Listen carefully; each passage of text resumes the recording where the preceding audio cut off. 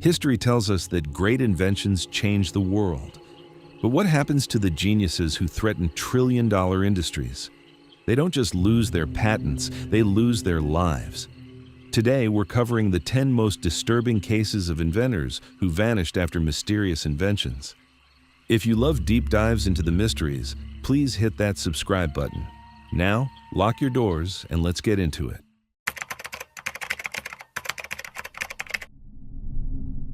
A world-renowned cancer surgeon, a locked apartment in New Orleans, a body stabbed in the heart with the right arm and half the torso burned down to cinders, and a mattress underneath her that didn't even fully catch fire. It happened in July of 1964. The police called it a burglary. The forensics call it impossible. And the woman at the center of it had, allegedly, just been working on a secret CIA project to weaponize cancer. This is the story of Dr. Mary Sherman. Picture this. It's July of 1964, New Orleans, Louisiana. The kind of heat that doesn't leave you alone, not even at night. The humidity sits on your skin like a wet blanket. The air smells like the river and old wood and gasoline. The ceiling fans turn slowly, doing nothing. And the city itself, in 1964, is one of the strangest, darkest, most paranoid places on the planet. Because remember when this is. President John F. Kennedy was assassinated only 8 months earlier, in November of 1963. Lee Harvey Oswald, the alleged lone gunman, had been living right here in New Orleans for months in the year leading up to the assassination. He'd handed out pro-Castro pamphlets on Canal Street. He'd hung around the same buildings as anti-Castro Cuban exiles, ex-FBI men, and a notorious eccentric pilot named David Ferry. The Warren Commission is in the middle of investigating all of it. Reporters are crawling all over the city. Federal agents are tailing federal agents. New Orleans, in the summer of 1964, is the most paranoid city in the most paranoid country in the world. And underneath all of that, there are rumors, persistent, ugly rumors, that the CIA is running deep-cover black ops programs right out of civilian buildings in the city. Medical research, bioweapons, things that don't go in any official budget. Now, zoom in.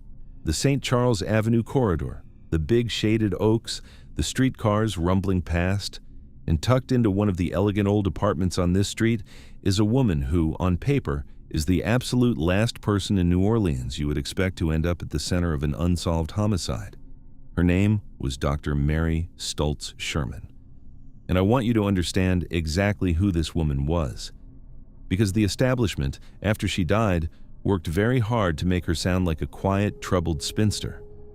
That is not who Mary Sherman was. She was educated at the University of Chicago. She was a world-class orthopedic surgeon, at a time when women in surgery were almost unheard of. She had done medical surveys in the brutal wilderness of Alaska. She won the Kappa Delta Award for orthopedic research, one of the highest honors in her field. She was recruited personally by Dr. Alton Ochsner, a giant of Southern medicine, a former president of the American Cancer Society, an ultra-conservative political operator with connections that went all the way up, to run the bone pathology laboratory at the Ochsner Clinic. She was also an associate professor of clinical orthopedics at Tulane University. She was, in every meaningful way, at the top of American medicine. So when she was found dead in her apartment, with parts of her body literally vaporized, you would expect a serious investigation. That is not what happened. To understand what may have gotten Mary Sherman killed, you have to understand the quiet panic that was sweeping American medicine in the early 1960s. The Salk polio vaccine, which had saved millions of children, had a problem, a big one. The vaccine had been cultured using monkey kidney tissue, and it was eventually discovered that those monkey kidneys had been contaminated with a virus called SV40, simian virus 40. And in laboratory animals, SV40 was a cancer-causing virus. It induced soft tissue tumors. Hundreds of millions of children, including a huge portion of the post-war American population, had been injected with the contaminated vaccine. The medical intelligence community was behind closed doors in absolute panic. They were terrified of an epidemic of induced cancers in an entire generation. Now, according to the extensive investigations of researcher Edward Haslam, who literally wrote the book on this case, called Dr. Mary's Monkey, Mary Sherman was allegedly recruited into a covert project headed by Dr. Ochsner. The official goal of the project was to study these monkey viruses and develop a treatment. The location? Not the official Ochsner labs, not Tulane. The work was allegedly being done at a clandestine site on the grounds of the old U.S. Public Health Service hospital in uptown New Orleans. And the centerpiece of the operation, according to Haslam's research, was a high-voltage linear particle accelerator. The kind of machine you use to bombard living tissue with radiation to force mutations. Here's where it gets dark. The project's stated goal, cure the SV40 problem, allegedly mutated into something else. The objective, the story goes, became to create a fast-acting, aggressive, weaponized cancer virus that could be used to covertly assassinate Fidel Castro. Cuba was the obsession of American intelligence at this point. They had tried exploding cigars. They had tried poisoned wetsuits. A cancer that could be slipped into a glass of water and killed a man in months without leaving a trace. That was the holy grail of plausible deniability assassination.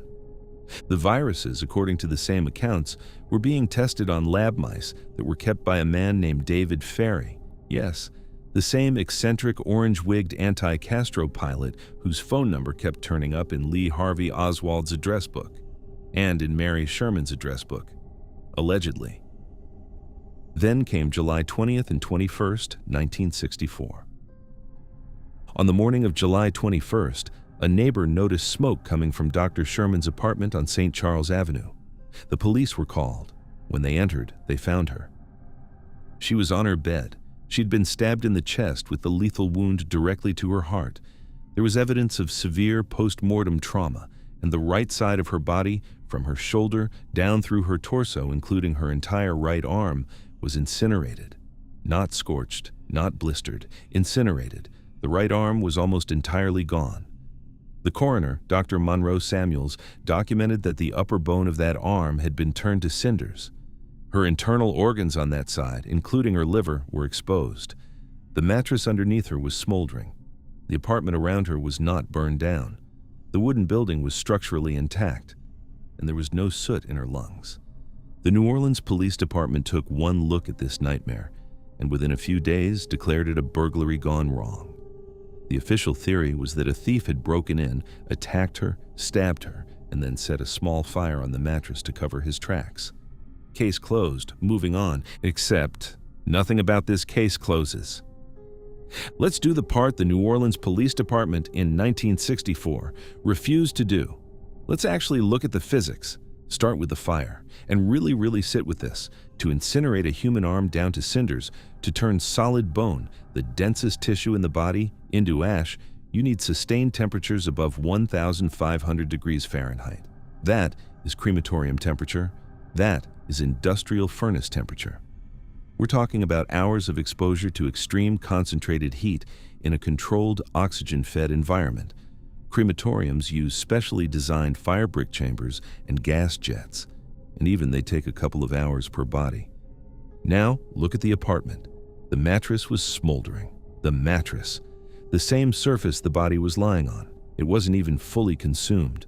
The walls weren't blackened to char. The ceiling was intact. The wooden floor of the apartment wasn't burned through. The building was still standing. So we are being asked to believe that a fire hot enough to vaporize human bone occurred in a residential bedroom on top of a regular fabric mattress and somehow stayed so perfectly contained that it didn't ignite the mattress beneath it, the bedding around it, the curtains, the carpet, or the wooden walls.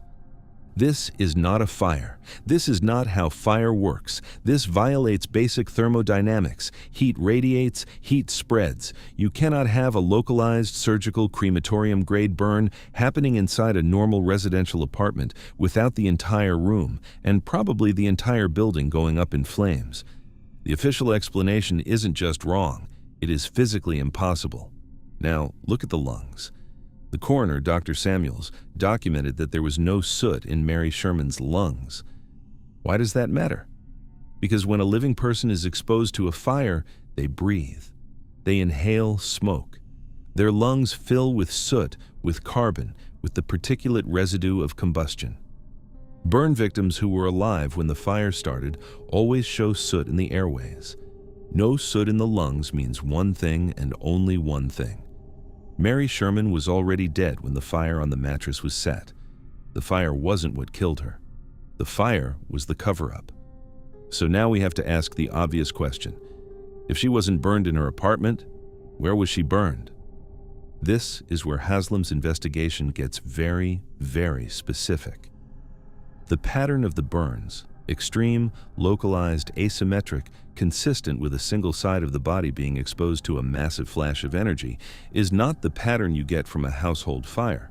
It is, however, the pattern you get from a catastrophic accident with high-voltage electrical or radiation equipment, the kind of accident you would get from, say, a malfunctioning linear particle accelerator discharging an enormous amount of energy into a person standing next to it. The theory, then, becomes terrible and coherent. Mary Sherman is critically injured or killed outright in an accident at the secret accelerator lab. Her co-conspirators on the project face a nightmare scenario. If her body is found at the secret lab site, the entire illegal operation gets blown open. So they make a decision. They finish the job with a stab wound to the heart if she isn't dead already. They transport her body back to her apartment. They stage the scene to look like a sex crime and a robbery. They light a small fire on the mattress to explain the burns, and they walk out. And the NOPD in 1964 New Orleans, in the middle of the chaos around the JFK assassination investigation, takes one look at the burned body of a woman who had a connection to David Ferrie in her address book, and quietly decides this is a burglary, closes the file, moves on. The case has never been solved. Dr. Mary Sherman spent her entire career trying to save people. She trained at the University of Chicago. She braved the Alaskan frontier doing medical surveys. She broke through every glass ceiling that 1950s American medicine could put in front of her. She rose to the top of the orthopedic profession in a city and a region where women were not encouraged to rise to the top of anything. And then she got recruited, allegedly, into the darkest corner of American Cold War black operations, into a project that was supposedly trying to take the very disease she had spent her life fighting and turn it into an assassination tool, into a basement laboratory bombarding monkey viruses with radiation hidden in a defunct public health hospital in the same city where Lee Harvey Oswald had spent his summer. On July 21st, 1964, somebody made the decision that Dr. Mary Sherman could not be allowed to walk out of that lab alive, or, if the accident really was an accident, that her body could not be allowed to be found anywhere near it.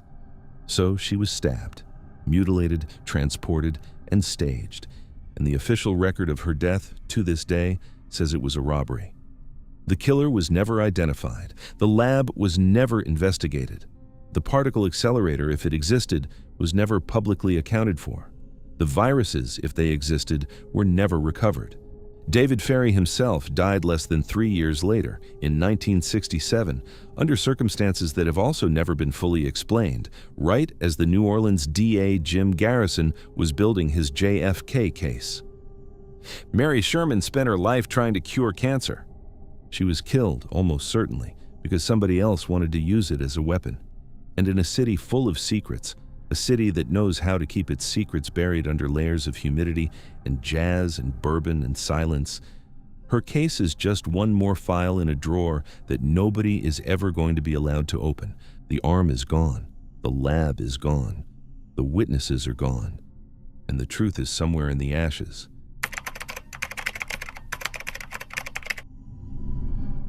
A psychoanalyst who studied under Sigmund Freud, a doctor who built machines aimed at the sky, claiming he could make it rain. 6 tons of his books and research gathered up by the United States government and thrown into an incinerator. And the man himself, dead in a federal prison cell, days before his release. This isn't a story from some forgotten dictatorship overseas. This happened in America. This is the story of Wilhelm Reich. Picture this. It's the mid-1950s. Cold War America is a paranoid place. McCarthy is hunting communists under every desk in Washington.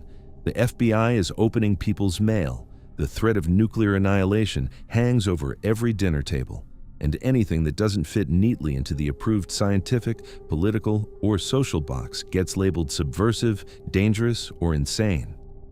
Now zoom in. Way up in the remote forested expanse of Rangeley, Maine, there's a compound. Locals call it Organon. It's a fortress-like estate carved into the woods. There are armed guards, men with rifles patrolling the perimeter, and aimed at the sky above this compound are these strange contraptions. Rows of long, hollow metal pipes mounted on rotating bases with cables running down into flowing water. They look like anti-aircraft guns pointed at the clouds. And inside that compound is the man who built them. A 60-year-old Austrian doctor with a wild shock of gray hair, an intense gaze, and a resume that should not be ignored. His name is Dr. Wilhelm Reich. Now, here's where you have to pump the brakes on your assumptions. Because when you hear guy who builds weather machines in the Maine woods, your brain wants to slot him into a very specific category. A crackpot, a drifter, a loon. Wilhelm Reich was none of those things. He was a medical doctor, he was an elite psychoanalyst, he apprenticed directly under Sigmund Freud in Vienna. He was the vice director of Freud's psychoanalytic clinic. When the Nazis came to power, he fled Europe and ended up in New York, where he became an assistant professor of medical psychology at the New School for Social Research. This guy was published, credentialed, respected. He sat in rooms with the people who literally invented modern psychiatry. So how does a guy like that end up in a federal prison cell? That's where it gets strange. In the 1930s, while working in Norway, Reich started doing experiments that took him way outside the lane of conventional psychoanalysis. He was superheating sand, iron, and biological tissue until they glowed white hot, then watching what happened as they cooled. And under his microscope, he claimed he could see something that wasn't supposed to be there. Tiny glowing blue vesicles. He called them bions. He said they radiated a kind of energy. And he said that energy seemed to halt the growth of cancer cells in his lab dishes. By 1940, he had a name for this energy. He called it orgone, a cosmic life force, an invisible field that he believed permeated everything, the atmosphere, the human body, the soil, the sky. And he started building machines to harness it. The first was the orgone accumulator. Think of a phone booth, but made of alternating layers of organic and inorganic materials: wool, wood, steel, sheet metal. Reich claimed that when you sat inside one, it concentrated atmospheric orgone around your body and could treat everything from chronic fatigue to cancer to depression. He started selling these things to doctors and patients across America. Then he built the second machine, the big one, the one that put him in the crosshairs, the Cloudbuster. The Cloudbuster was a row of long, hollow metal pipes grounded into running water through a system of cables and aimed at the sky. Reich claimed it could pull what he called deadly orgone radiation out of the atmosphere. And in 1953, he took it to the Arizona desert, where there had been a brutal, prolonged drought. According to local accounts, he aimed his Cloudbuster at a clear sky. And it rained. Farmers wrote about it, newspapers reported on it. Now, the establishment had a choice. They could investigate, they could replicate, they could debunk it scientifically with controlled experiments and put the whole thing to bed. They didn't do any of that. Instead, in 1954, the Food and Drug Administration came down on Wilhelm Reich like an avalanche. They got a federal injunction. They declared orgone a fraud of the first magnitude. They banned the interstate transport of his devices and, critically, his literature. Not just the machines, the books, the journals, the research papers, all of it. In May of 1956, one of Reich's associates shipped some accumulator parts across state lines. That was the trigger. Reich was hauled into federal court for contempt. He refused to mount a traditional defense. He wrote a letter to the judge basically saying that courts have no authority to rule on natural science. The judge sentenced him to 2 years in federal prison. And then, in August of 1956, the United States government did something that should chill every single one of you to the bone. They loaded 6 tons of Wilhelm Reich's books, journals, and research papers into trucks. They drove them to an incinerator in New York City. And they burned them. They burned them, 6 tons of scientific literature fed into the flames by the federal government of the United States in 1956. Reich was sent to Lewisburg Federal Penitentiary in Pennsylvania to serve his sentence. He was writing letters to his supporters about how excited he was to get out and resume his work. He had a parole hearing coming up. He never made it. On November 3rd, 1957, Wilhelm Reich was found dead on the cot in his prison cell, days before he was scheduled to walk out. The official cause of death was myocardial insufficiency, heart failure. End of story. Crazy man dies in jail. Move on. Except, nothing about this story is normal. Let's pick apart the official line, because once you actually look at it, it's almost insulting. Start with the book burning, and I want you to really sit with this one. The FDA's official position was that Reich was a harmless medical fraudster, a con artist selling useless boxes to gullible cancer patients. Okay, let's pretend for a second that's true. What is the standard government response to a medical con artist in America? You issue a fine. You shut down his clinic. You revoke his license. You publish a press release telling the public not to buy the snake oil. You might even lock him up. We do this all the time. America is full of cons and quacks who've been quietly fined out of existence. What we do not do in the modern history of the United States is gather up 6 tons of someone's books and journals and burn them in an incinerator. Think about what you're being told here. The federal government decided that the safest, most rational, most measured response to a harmless medical fraud was a book burning of a scale you'd associate with totalitarian regimes.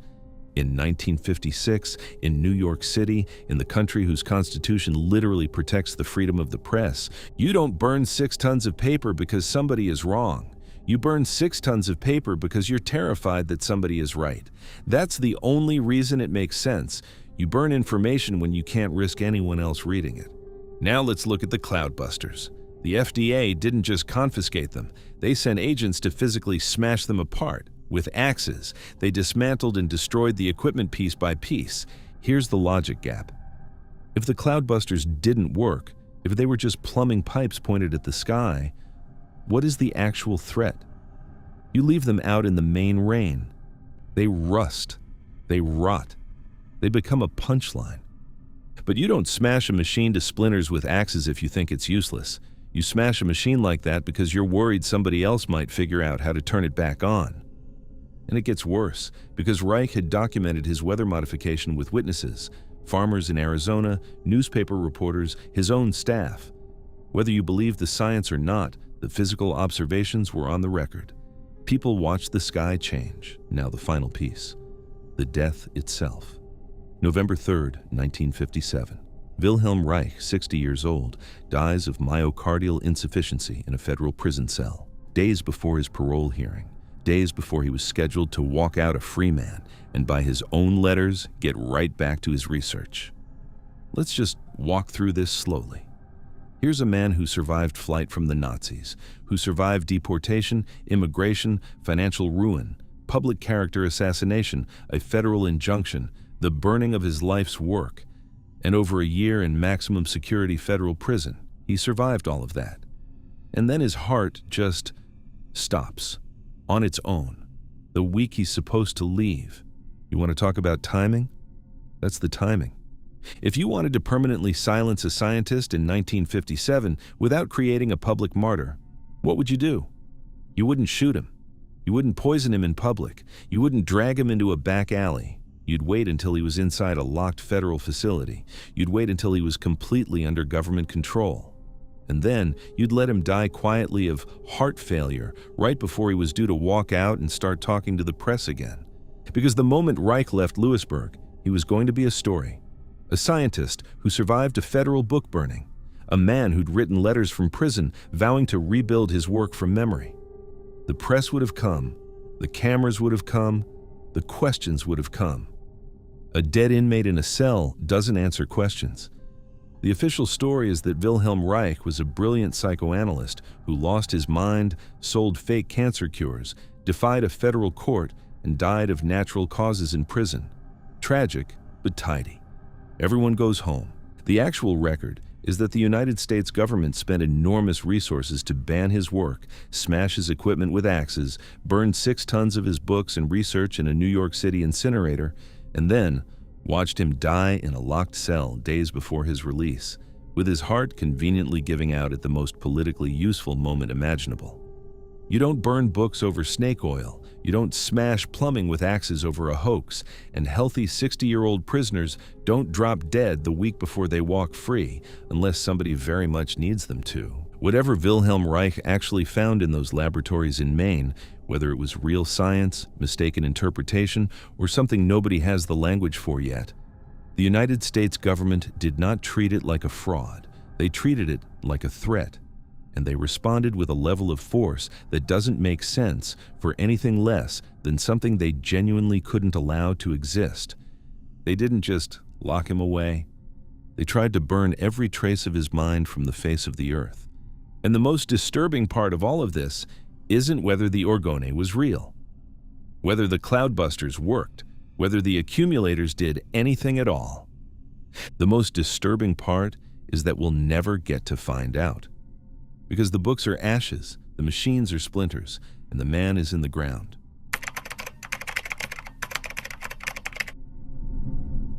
A backyard mechanic in Utah, an engine running on water and Pepsi. And then, suddenly, a judge declaring him legally insane and locking him in a psychiatric hospital for 3.5 years without a trial. Not jail, an asylum for securities fraud. If that sounds backwards to you, congratulations. You're already further into this story than the Utah court system wanted you to be. This is the story of Paul Pantone. Picture this. It's the late 1990s rolling into the early 2000s. The internet is no longer just a curiosity. It's becoming a wild, lawless frontier. Dial-up modems are screaming in basements across America. YouTube hasn't been invented yet, but home video has, and grainy VHS quality clips are starting to spread on early forums, mailing lists, file-sharing networks. For the first time in human history, a regular guy with a camcorder and a phone line can show his weird invention to the entire planet without ever asking a TV network for permission. For the corporations that used to control what counted as real technology, this was a nightmare. They could no longer kill a story by ignoring it. They could no longer bury a discovery by refusing to fund it. Because now, if you were a backyard mechanic in some forgotten corner of America, you could just film yourself doing the impossible, upload it, and watch it spread. Now, zoom in on Utah. Wide, empty, sun-baked landscape, dust roads, a garage out back behind a modest house, and inside that garage, hunched over what looks like a Frankenstein contraption of pipes, tubes, and a small engine, is a wiry, intense, slightly disheveled man with a wild beard and a wilder gleam in his eye. His name is Paul Pantone, and before we go any further, let me be honest with you. Paul Pantone was not a polished guy. He wasn't a Harvard PhD. He wasn't an MIT insider. He didn't wear a clean lab coat or speak in measured academic sentences. He was rough around the edges. He was eccentric. He was, by all accounts, a little paranoid even on his best day. But here's the thing. None of that means he was wrong. Plenty of geniuses in history have been weird, awkward, intense, and inconvenient. The question isn't whether Paul Pantone was a smooth talker. The question is whether his machine worked. And the machine, by his account, did something it was not supposed to be able to do. Pantone called his invention GEET. That stands for Global Environmental Energy Technology. Catchy name. But what it actually was, mechanically, was kind of beautiful in its simplicity. He took a normal internal combustion engine, the kind in your lawnmower, your generator, your truck, and he bolted onto it a custom-built pyrolysis chamber. The chamber routed the engine's own exhaust heat back into a sealed reactor, where the incoming fuel would get vaporized and superheated into a plasma vortex before it ever hit the cylinders. Here's why that's interesting.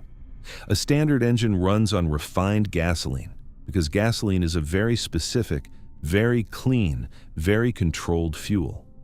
But Pantone's GEAT reactor was so violent thermodynamically that it could break down almost any liquid hydrocarbon into a usable combustible gas before combustion. Crude oil, paint thinner, used motor oil, diesel mixed with water. And then he started getting weird with it on camera. He'd pour 80% water into the tank and 20% of something else. Sometimes crude oil, sometimes Pepsi. Sometimes he'd literally walk over to a swamp, scoop up some sludge, and dump it in. He'd hit the ignition. The engine would fire up, and it would run. Cleanly, quietly, with almost no toxic exhaust at all. He filed for and was granted United States Patent Number 5,794,601 in August of 1998 for the fuel pretreater technology. The U.S. Patent Office, which is famously not in the habit of granting patents on things that violate the laws of physics, signed off on his design. Then, Pantone did something that, in retrospect, may have been the bravest and stupidest thing he ever did. He refused to sell out. He posted the basic plans for GEET online. He let backyard mechanics around the world download them. He started selling kits and tutorials. And here's where it gets crazy. In France, of all places, farmers actually started building them. Rural mechanics, tractor owners, whole municipal councils. They bolted GEET-style retrofits onto their agricultural equipment and started documenting their results. Official local documentation. Up to a 36% improvement in fuel economy, up to an 80% reduction in pollution on working farm equipment in France. A psychiatric delusion does not power a French combine harvester. But hold on, we're getting ahead of ourselves. Back in Utah, as Pantone's fame spread, the suits started showing up. Big money offers, investors, people who wanted controlling stakes, people who wanted exclusive licensing. Pantone, who had spent over a decade and 350 failed prototypes getting to this point, was not in a selling mood. And that's when his life got strange. Suddenly, in 2005, he got hit with a wave of securities fraud charges, angry investors, lawsuits about money. The story goes that he had taken investment money and not delivered what he'd promised on the business side of things. Okay? Fine. White-collar fraud happens all the time in America. You know what happens to white-collar fraudsters? They get fined. They lose their assets. They might do a few years in a federal minimum security prison playing tennis with other tax cheats. That's not what happened to Paul Pantone. A Utah judge looked at the case and made a decision that should chill you. The judge declared Paul Pantone mentally incompetent, not guilty, not innocent, insane, and on that basis, he was forcibly committed to the Utah State Hospital, a psychiatric ward. No trial, no conviction, no release date, just an indefinite stay in a state mental institution. He stayed there from 2005 to 2009. 3.5 years. According to his own statements to supporters, he was denied basic medical care. He was denied dental care. He was kept in conditions that broke him down physically. And throughout it all, he claimed, anonymous representatives kept visiting him with the same offer: sign over the GEET patents, and you can walk out of here.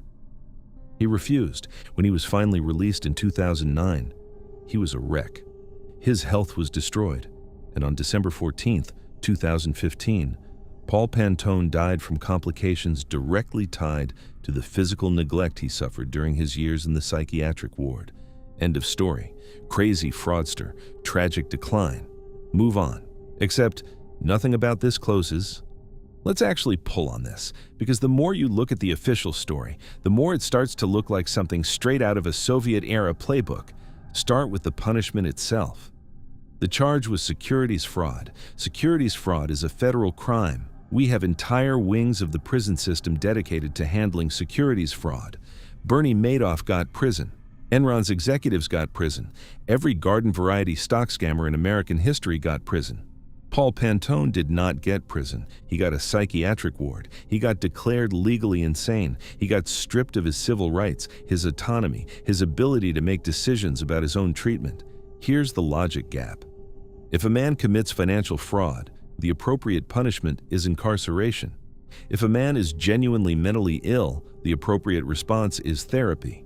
But declaring a securities fraud defendant insane and locking him in a state mental hospital is a hybrid response that doesn't make sense for either crime or illness.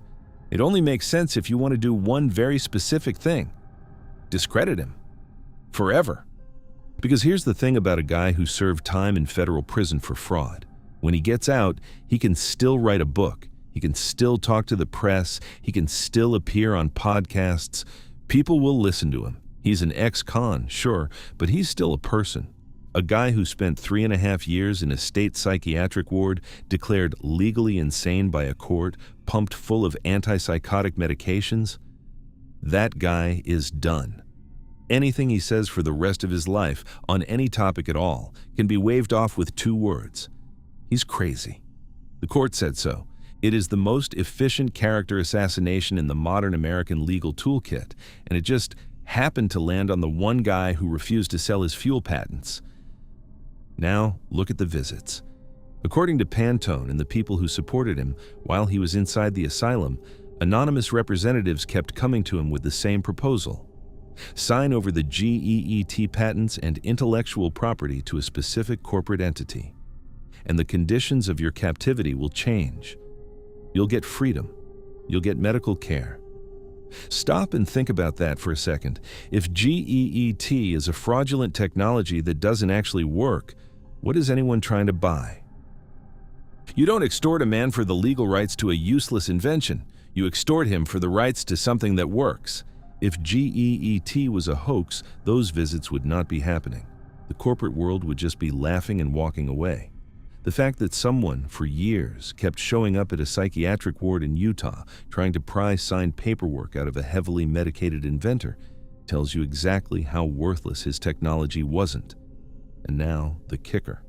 If GEET was just a parlor trick, smoke and mirrors and a clever-looking plumbing job, then the technology would fail catastrophically the moment Pantone wasn't personally there to fudge the demonstration. Right? Except it didn't. There are dozens, possibly hundreds, of independent backyard mechanics around the world who downloaded his open-source plans, built their own GEET-style retrofits, and successfully ran their engines on water fuel mixtures on camera. French farmers retrofitted tractors. European technologists documented fuel economy improvements. The Patent Office cites over 50 subsequent patents that reference his foundational work. You cannot fake a working engine in 50 different backyards across multiple continents. That's not a hoax. That's an open source movement. And the establishment knew it, which is why they didn't just disprove him in a public scientific forum. They didn't have to. Because the way they handled Paul Pantone wasn't a scientific debate, it was a legal erasure. Paul Pantone wasn't a saint. He wasn't a smooth communicator. He was, by his own behavior, a deeply paranoid, intensely difficult, sometimes erratic man who probably did make a mess of the business side of his operation. Some of that paranoia he earned the old-fashioned way. The rest of it, given what happened to him, was completely justified. But here's the bottom line. You don't lock a financial fraudster in a psychiatric hospital for 3.5 years. You don't pressure a delusional inventor for the legal rights to a useless patent. You don't burn down a man's life that thoroughly over a parlor trick. The state of Utah didn't just punish Paul Pantone. They did something much darker. They used the medical and legal system as a weapon to make sure that anything he ever said about GEET for the rest of his life could be dismissed as the ramblings of a man the courts had officially declared insane. And it worked. You probably never heard of him until right now. His patent is buried. His name is a footnote. The French farmers who built his engines are scattered. The plans are still out there, technically, in the dusty corners of the early internet. But the man who could explain them, calibrate them, troubleshoot them, is gone. He proved you could run an internal combustion engine on water and soda pop. And for that, they made sure he would never see the inside of a working garage again. The official cause of death was complications from medical neglect. The real cause of death was refusing to sign a piece of paper. And the engine that ran on Pepsi is still sitting out there somewhere, unfinished, waiting for somebody to pick up where Paul Pantone was forced to leave off.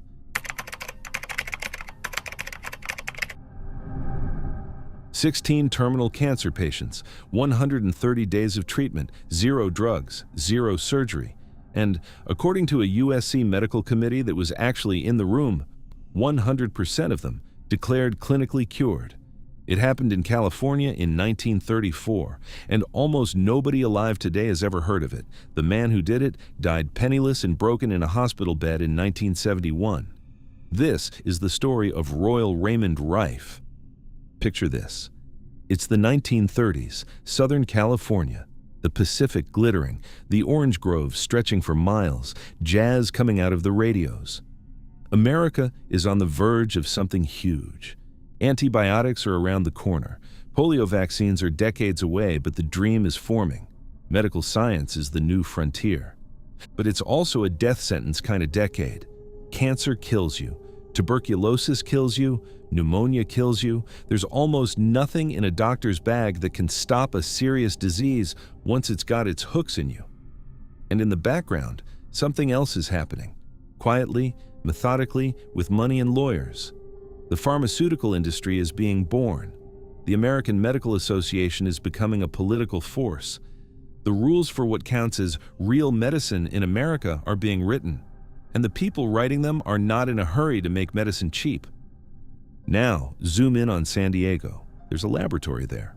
Quiet, immaculate, funded by industrial tycoons. And inside, hunched over the strangest microscope ever built, is a man who looks more like a Swiss watchmaker than a mad scientist. His name is Royal Raymond Rife. And before you write him off as a garage tinkerer, let me give you the resume. Rife studied at Johns Hopkins University. He worked with Carl Zeiss. Yes, that Carl Zeiss, the legendary German optics company that made the lenses in your camera. He worked with the US Navy before the First World War. He was one of the most gifted optical engineers anyone had ever seen. He didn't believe in fairy tales. He believed in glass, light, and precision, and what he built in his San Diego lab would either change the world or get him erased from history. Spoiler, it was the second one. Here's what Rife built, and this is where you need to hold on, because it sounds insane until you understand it. He built something he called the universal microscope. By the standards of his day, it was impossible. Standard optical microscopes back then maxed out at about 2,000 times magnification. Rife's microscope, using 21 light bends and crystal quartz prisms instead of standard glass, hit 60,000 times magnification. Now, why does that matter? Because the only other way at the time to get magnification that high was an electron microscope. And electron microscopes have one massive problem. They kill the subject. You can only look at dead samples. Rife's optical microscope could look at living, moving organisms in real time, watching them breathe, move, and reproduce. And that's when he made the discovery that got him into trouble. In 1932, while studying tissue from terminal cancer patients, he identified what he called the BX virus, a small, motile, purplish, fluorescing organism that he claimed was present in cancerous tissue. Whether or not you accept his identification, what he did next is the part that matters. He started subjecting that organism to oscillating electromagnetic frequencies, and he discovered something he called the mortal oscillatory rate, the MOR.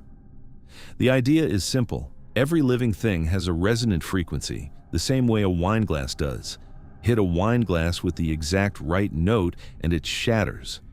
Rife claimed every microbe had its own note, and if you hit it with that note with enough energy, it physically came apart, while leaving the surrounding healthy tissue completely untouched. He built a machine to do this, the beam ray, and in 1934, he got his shot, a clinical trial. Sponsored by a special medical committee from the University of Southern California, 16 patients, all of them terminal, all of them given up by their doctors. They were brought to a clinic in La Jolla and treated with Rife's beam ray. 130 days later, Rife and his supporters claimed every single patient was clinically cured with a drugless machine, a claim the broader medical community vehemently denied and fought to suppress. If you've never heard about this in a biology class, in a documentary, in a medical school textbook, well, that's kind of the point of this whole story. Because here's what happened next. Word got around. By By 1939, a man named Dr. Morris Fishbein heard about it. Fishbein was the head of the American Medical Association. He was at that point one of the single most powerful men in American medicine. He didn't just regulate doctors, he decided what counted as medicine. According to the historical accounts, Fishbein approached Rife and asked to buy the exclusive rights to the beam ray technology. Rife said no, and the lights went out. The lawsuit started. Rife's main business partners got sued into oblivion. Doctors who used the beam ray machine started getting visits, warnings, threats. Use this thing, and you lose your license. The beam ray company was forced into bankruptcy. Then it got physical. Rife's laboratory was burglarized, not in the normal way. The thieves didn't take valuables. They took the specific quartz prisms out of his universal microscope, which rendered the whole thing useless. They took the film reels, the cinematic footage Rife had recorded of viruses shattering under the beam ray. Those reels just vanished. A multi-million-dollar lab in New Jersey called the Burnett Lab, which was independently confirming Rife's viral discoveries and was on the verge of publishing, mysteriously burned to the ground. And the worst blow of all, Rife's most influential ally, Dr. Milbank Johnson, the former president of the Southern California AMA, the man who had sponsored the 1934 clinical trial, was scheduled to hold a major press conference in 1944. He was going to publicly, officially announce the results to the world. He died before he could give it, allegedly poisoned, and the clinical documentation he was going to present at that press conference disappeared with him. Rife watched all of this happen. He was dragged through endless lawsuits. He started drinking. He fled to Mexico for a while. He came back broke, broken, and bitter. On August 5, 1971, Royal Raymond Rife died in a hospital in El Cajon, California. The cause of death? An accidental lethal dose of Valium and alcohol. In a hospital, where they were supposed to be controlling his medication. The official line on Rife is that he was a quack, that his microscope violated the laws of physics, that the beam ray was just a buzzing radio antenna, that the AMA was simply protecting the public from a dangerous fraud. Let's actually pressure test that, because once you start pulling on the threads, the whole official story comes apart. Start with the lab fires. If Rife was a complete fraud, if the beam ray didn't do anything, then his work would naturally collapse on its own. Real medicine works because the results can be replicated. Bad medicine fails because the results can't. So why, right at the moment Rife was gathering clinical data and the Burnett Lab in New Jersey was independently replicating his findings, did the entire physical infrastructure of his research suddenly catch fire and burn to the ground? You don't burn a building down to cover up a hoax. A hoax doesn't need covering up. A hoax exposes itself. You burn a building down when you are absolutely terrified of what's on the lab benches inside it. Now, look at the break-in. Burglars who went after his lab didn't take cash. They didn't take valuable equipment. They didn't take anything you could pawn. They took two very specific things: the quartz prisms from inside the universal microscope, which made the entire instrument inoperable, and the film reels showing the beam ray destroying viruses. That's not a robbery. That's a targeted intelligence operation. Somebody knew exactly what to grab to make sure nobody else could ever replicate what Rife had done. You don't do that to a hoax. You do that to a working prototype. Then there's Dr. Milbank Johnson, the single most credible medical voice backing Rife's work, former president of the Southern California AMA. The man scheduled to give the press conference that would have put the 1934 results in front of the entire country. Dr. Johnson dies, allegedly of poisoning, right before the conference, and his documentation vanishes. Here's the logic gap. If Rife's machine was just a placebo, Johnson's press conference would have been a disaster anyway. The medical community would have laughed at him. The story would have died a natural death.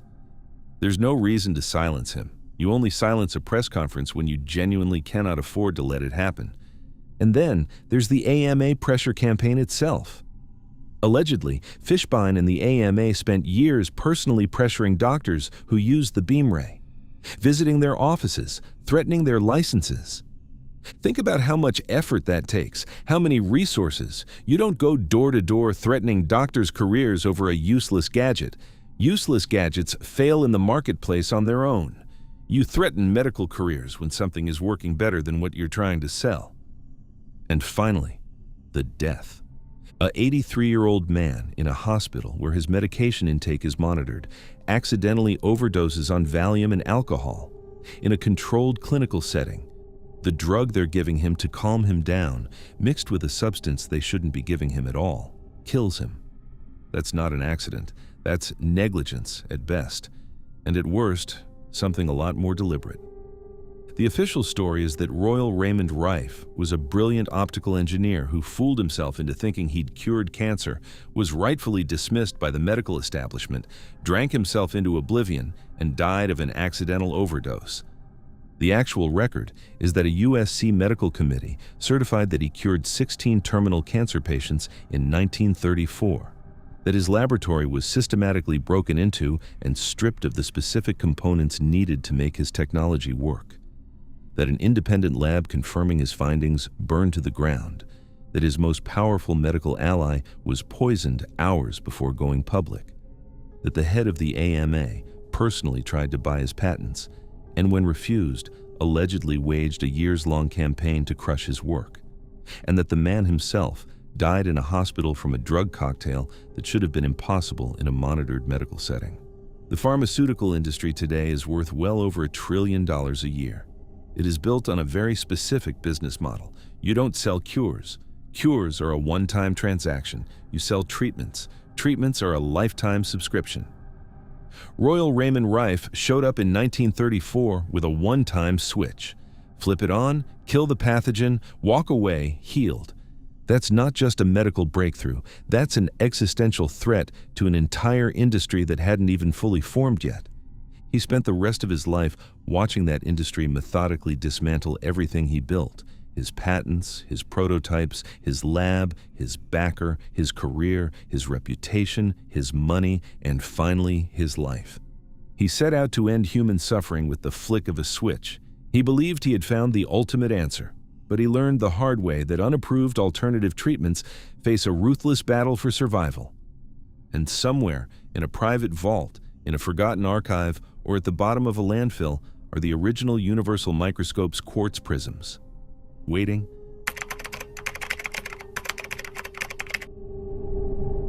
A Harvard PhD, an MIT insider turned whistleblower, a man on the verge of announcing what he called undeniable new evidence that would change the global energy industry forever. And then, just days before the big reveal, he's beaten to death in his own driveway. The cops called it a robbery. But the timing is what keeps people up at night. Picture this. It's May 14th, 2004, Norwich, Connecticut. The kind of sleepy New England town where the streets are lined with old maples, the houses have peeling white paint, and the loudest thing you hear at night is somebody's dog 2 blocks over. Nothing happens in Norwich. That's kind of the point of Norwich. But while this little neighborhood is going about its quiet Friday evening, something much, much bigger is happening in the background. Halfway across the country, the United States Department of Energy is quietly preparing to do something it hasn't done in 15 years. They're getting ready to officially reopen the file on cold fusion, to admit that maybe, just maybe, they got it wrong in 1989. That decision, that single bureaucratic reversal, would shake the foundations of a global energy industry worth literal trillions of dollars. And the man who had spent 15 years dragging the U.S. government kicking and screaming back to that table was about to drive into Norwich to clean out his dead mother's house. His name was Dr. Eugene Mallove. Now, when you hear cold fusion advocate, your brain probably jumps to some wild-eyed guy in a basement with a tinfoil hat. Get that picture out of your head right now. Eugene Mallove was not a fringe weirdo. He had a bachelor's degree from MIT, a master's degree from MIT, a doctorate of science from Harvard University. He worked at Hughes Research Laboratories. He worked at MIT's Lincoln Laboratory. And then he became the chief science writer for MIT itself. This was not an outsider. This was a man who had keys to the building. He sat in the room where the decisions got made, and what he saw in that room is what set his entire life on fire. But here's the thing. He didn't just believe in cold fusion. He claimed he could prove that the scientific establishment had buried the original data on purpose, and in early 2004, he was about to drop the receipts. To understand why someone might want Eugene Malov gone, you have to go back to 1989. Two chemists, Stanley Ponce and Martin Fleischmann, walked into the University of Utah and announced they'd achieved nuclear fusion on a tabletop at room temperature with no radiation. If true, this was the single biggest scientific discovery since fire. We're talking limitless, clean, almost free energy. Forever. Naturally, MIT scrambled to replicate the experiment, and this is where Eugene Malov, sitting in his chief science writer chair, started seeing things he wasn't supposed to see. He reviewed the raw lab notes from MIT's Plasma Fusion Center, and what he found made his blood run cold. According to Malov, on July 10, 1989, the MIT team's data showed excess heat, the signature of cold fusion. The thing was real. By July 13th, just 3 days later, that exact same data had been quietly altered to show a negative result. The numbers had been changed. Now, why would MIT do that? Well, MIT's Plasma Fusion Center received massive government funding for hot fusion research, the expensive, complicated kind that's been 30 years away for the last 60 years. If cold fusion was real, all that funding evaporates overnight, billions of dollars, gone. Malov was so disgusted, he filed a formal complaint with the MIT president. And when nothing happened, he did something almost nobody in academia ever does. He resigned. He walked away from the most prestigious science communications job in the country, and he declared open war on his own former employer. He wrote a book called Fire from Ice. It got nominated for a Pulitzer. He founded the New Energy Foundation. He started Infinite Energy magazine.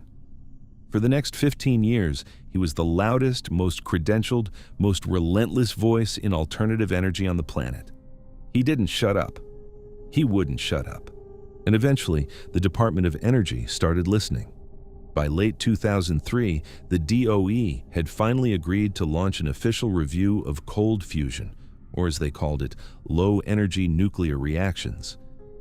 The vindication Malov had been chasing for a decade and a half was about to land in his lap. At the same time, he was working on something else. He was helping independent researchers finalize a sensitive report on what they called electric gravity control technology. Anti-gravity, basically.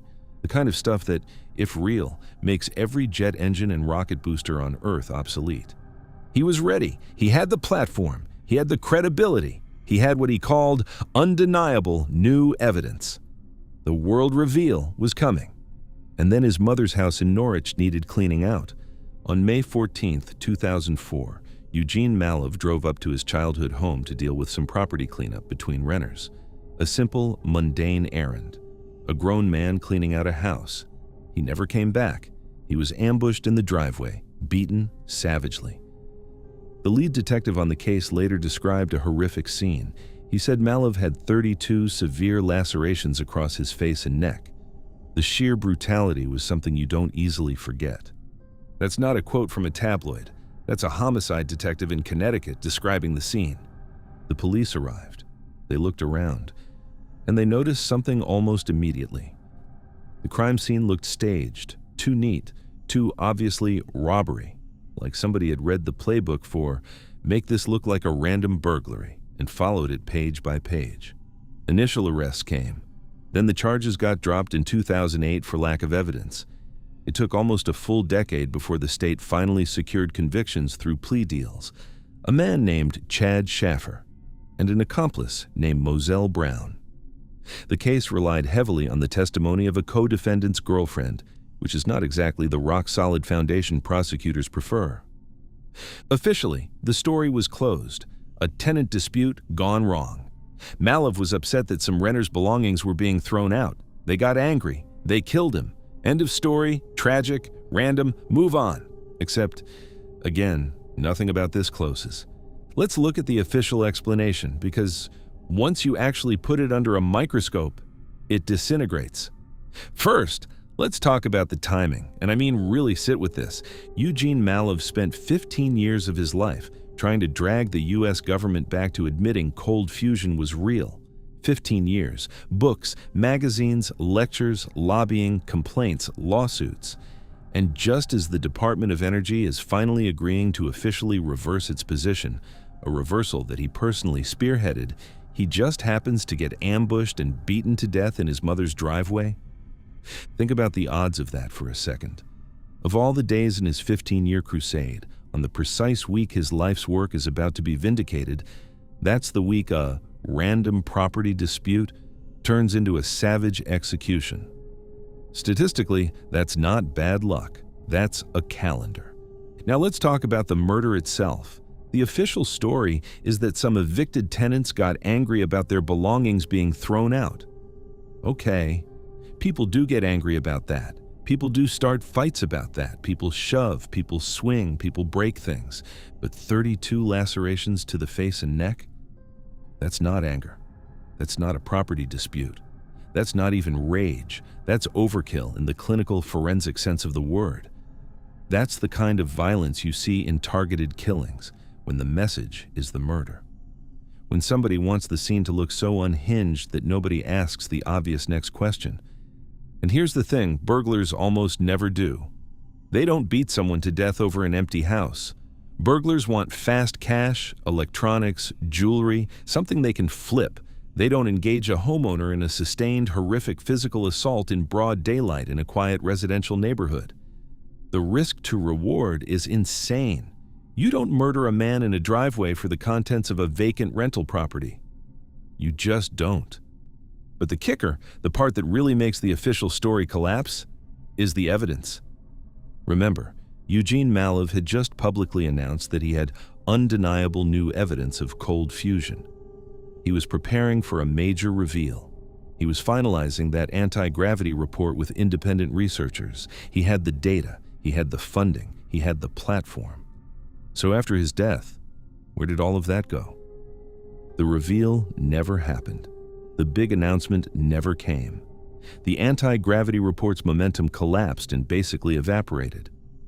The Department of Energy did eventually conduct its review, but without the most credible, most aggressive whistleblower in the field, standing on the table screaming about MIT's altered data, the whole movement lost its center of gravity overnight.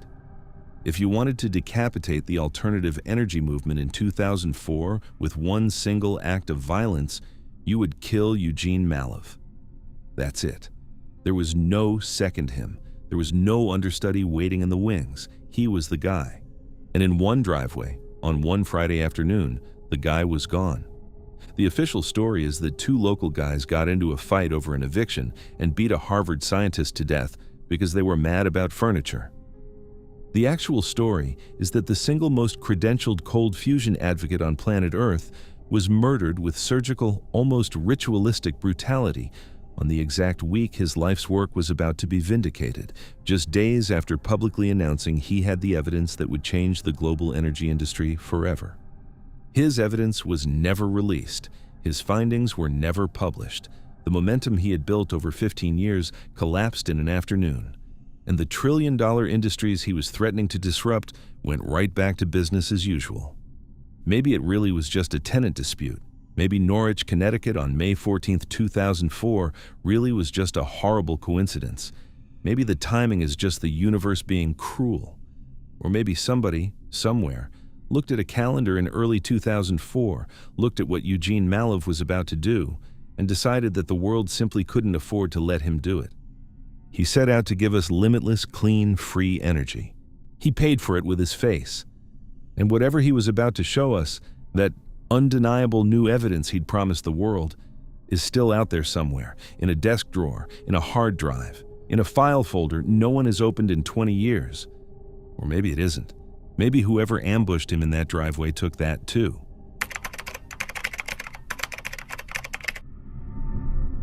A 24-year-old mechanic, a 2-ton American muscle car, and a drive across the desert on less than 2 gallons of gas. By the time he was 26, he was dead in an El Paso bar, his prototype gone, his blueprints gone, and the only people who could explain what really happened to him also gone. This is the story of Tom Ogle. Picture this. It's the spring of 1977, El Paso, Texas. The kind of place where the heat shimmers off the asphalt before noon and the wind tastes like dust and motor oil. America is wounded. The OPEC oil embargoes have gutted the economy. Gas lines stretch around the block. People are siphoning fuel out of each other's tanks at night just to make it to work in the morning. The dream of the open road, the V8, the chrome bumper, it's all choking to death at the pump. And in the middle of all this, working out of a little garage called Peck's Automotive, there's a kid, 24 years old, no engineering degree, no corporate sponsor, no PR team, just a self-taught mechanic with grease under his fingernails and a wild idea that nobody in Detroit, Houston, or Riyadh wants to hear. His name is Thomas Hans Werner Peter Dingelstadt Ogle. Tom to his friends. Tom isn't some eccentric inventor in a lab coat. He's a regular guy. He's the kind of guy who can listen to an engine for 5 seconds and tell you what's wrong with it.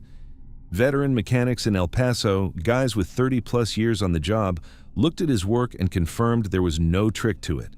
No hidden fuel tank, no fake routing. The thing just worked.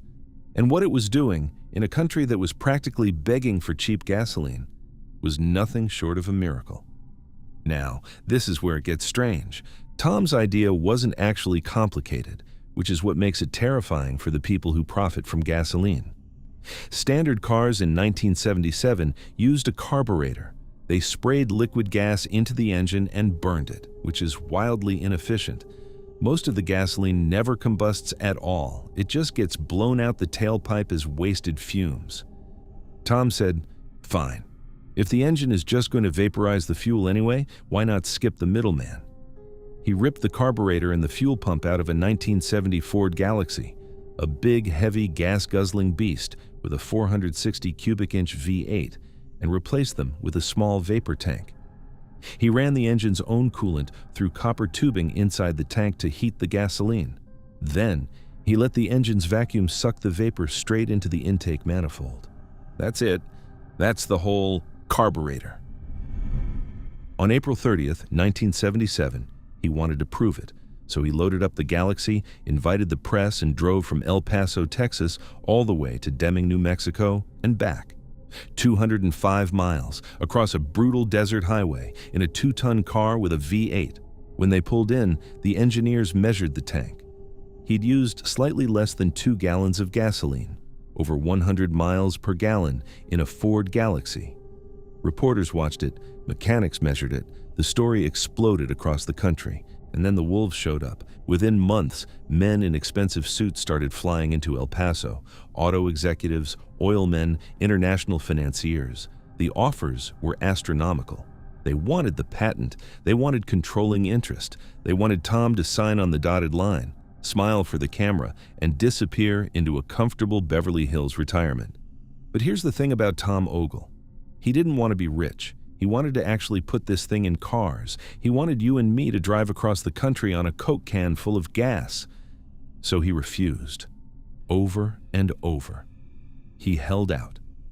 In December of 1979, the U.S. Patent Office issued him patent number 4,177,779 for the vapor fuel system.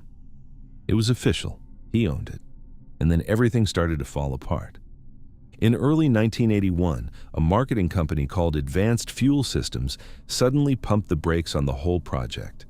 They said the system wasn't ready for mass market. Translation: they were sitting on it. Tom started telling people he'd lost his royalty rights. The story going around was that he'd lost them in a bar, in a pool game. Hold on a second. Let's look at that again. A man with a U.S. patent on what could be the most disruptive automotive technology of the century signs his royalties away over a game of pool in a dive bar? Does that sound like a sober business decision to you? Or does it sound like somebody slipped something into a beer? Because Tom was already telling his lawyer, a man named Bobby Perel, that he thought somebody was drugging his drinks. He named the bars. He named the places. He was scared. Then, in the spring of 1981, somebody walked up to him outside an El Paso bar and shot him. Tom survived. The shooter vanished. The local police never identified the gunman, never solved the case. It just got filed away. A few months later, on August 19, 1981, Tom Ogle was found dead. He was 26 years old. The autopsy said it was an overdose. Alcohol and a prescription painkiller called Darvon. Case closed. Tragic story. Move on. Except nothing about this story closes. Let's slow down and actually look at the official explanation, because the more you stare at it, the more it falls apart.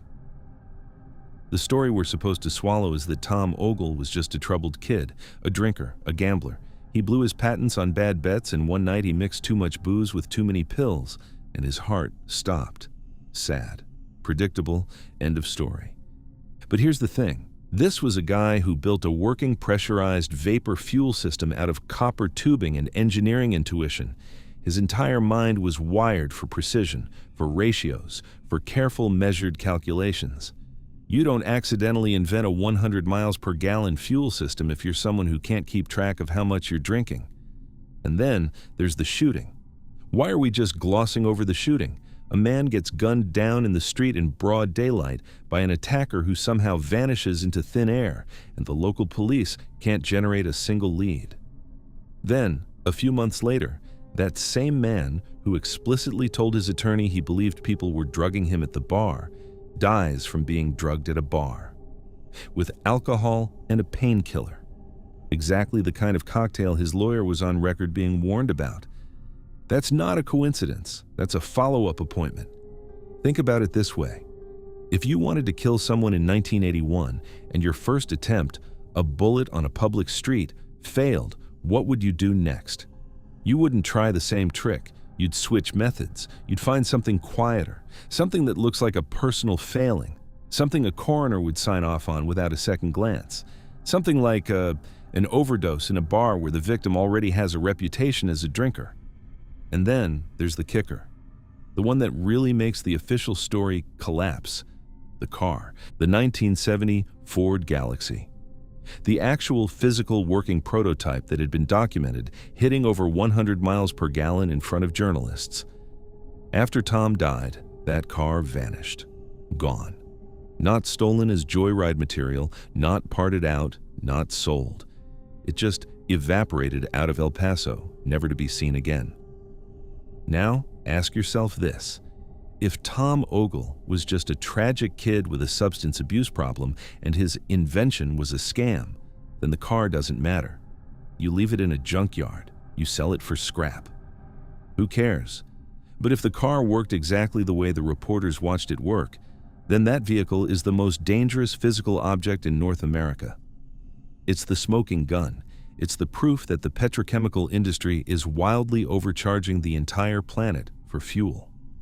Dead men don't clean out their own garages. Dead men don't disappear their own prototypes. Somebody walked into Tom Ogle's life after he was gone and very carefully erased the evidence, and the blueprints went with it. The engineering notes, the financial backers, the marketing company. Within weeks of his death, the entire ecosystem around Ogle's invention had quietly dissolved into the El Paso heat like it had never existed. You can patent an idea. You can publish a story. You can drive a Ford Galaxy 205 miles on 2 gallons of gas while reporters watch you do it. But if the people who don't want that technology to exist are powerful enough, none of that matters. The patent gathers dust. The story gets buried under 50 years of debunkings. The car disappears, and the kid who built it gets a barroom death certificate with the word "accidental" stamped across it. Tom Ogle was 26 years old when he died. He spent the last year of his life being shot at, drugged, conned out of his own patents in a pool hall, and warning anyone who would listen that somebody was trying to kill him. And then somebody did. The official record says he was just a confused kid who couldn't handle his liquor. The physical record says a working 100 miles per gallon vehicle existed, was driven publicly, was documented, and then was vanished from the face of the earth by people who were never identified. Both of these things can't be true. Somewhere out there, in some forgotten warehouse or rusting in a desert lot or stripped down to bare metal in a private collection, is a 1970 Ford Galaxy. And if you could find it, and if you could turn the key, you might be able to drive it from El Paso to Deming and back on less gasoline than it takes to mow your lawn. Tom Ogle set out to change the world with a single gallon of gas. It cost him his life. It cost us the future he was trying to give us. And nobody, not the cops, not the courts, not the press, ever bothered to find out who pulled the trigger.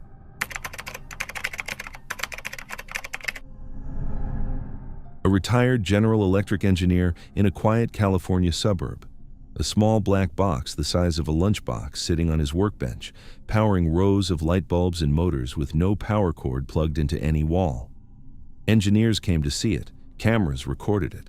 The device got colder the harder it worked, and then men in suits cornered the inventor on a public sidewalk and told him, very politely, that if he didn't stop, he would die. A few months later, he did, and the box vanished. This is the story of Floyd Sweet. Picture this. It's the early 1990s, suburban Southern California. The sun is shining, the lawns are watered, the Honda Civics are pulling out of the driveways at 8 a.m. and pulling back in at 6 p.m. From the outside, everything is normal, suburban, boring. But under that polite surface, something has shifted. The dawn of the modern information age is happening. The internet is starting to crawl into people's homes. The global economy is being rewired in real time.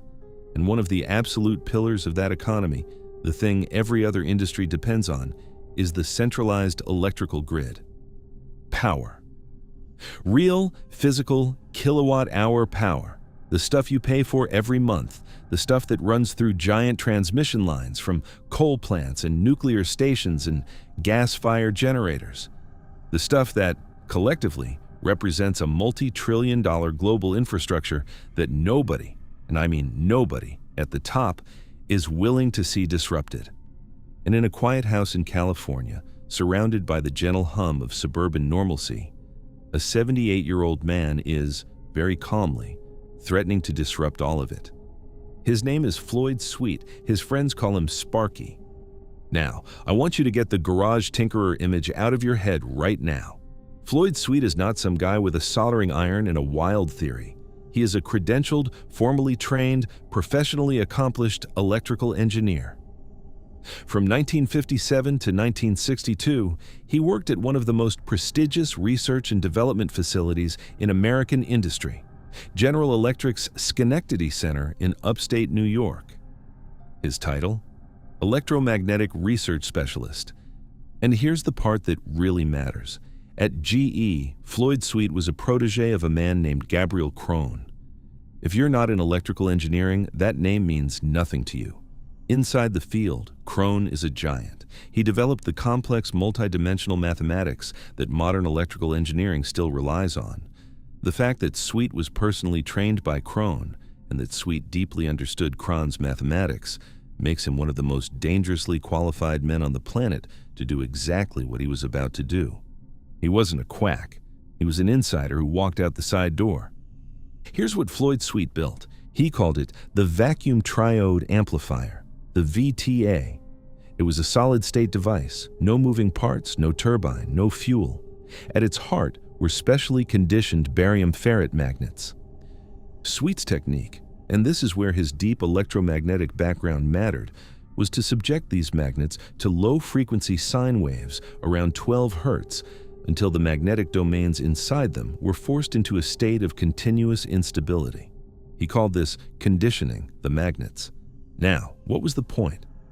According to Sweet, when properly conditioned, these magnets allowed the device to tap into ambient quantum or scalar electromagnetic fields, what physicists sometimes call zero-point energy, the energy of the vacuum of space itself. The idea is that empty space is not actually empty. It's seething with electromagnetic potential, and if you know how to couple your device to that field, you can draw energy out of it. That's the theory. Here's what the demonstration showed. You fed the VTA about 33 microwatts of electricity. Microwatts. We're talking the kind of trickle you could power with a calculator battery. And out the other end, the device produced 500 watts of usable, continuous 60 hertz AC electricity. The same kind of power that comes out of your wall socket. If those numbers are real, the device has a coefficient of performance over 1 million. It is, for all practical purposes, free energy. And Floyd Sweet didn't just write papers about it, he demonstrated it in front of witnesses, real witnesses, not random forum users. We're talking about other credentialed electrical engineers, Walter Rosenthal, John Bedini, Tom Bearden.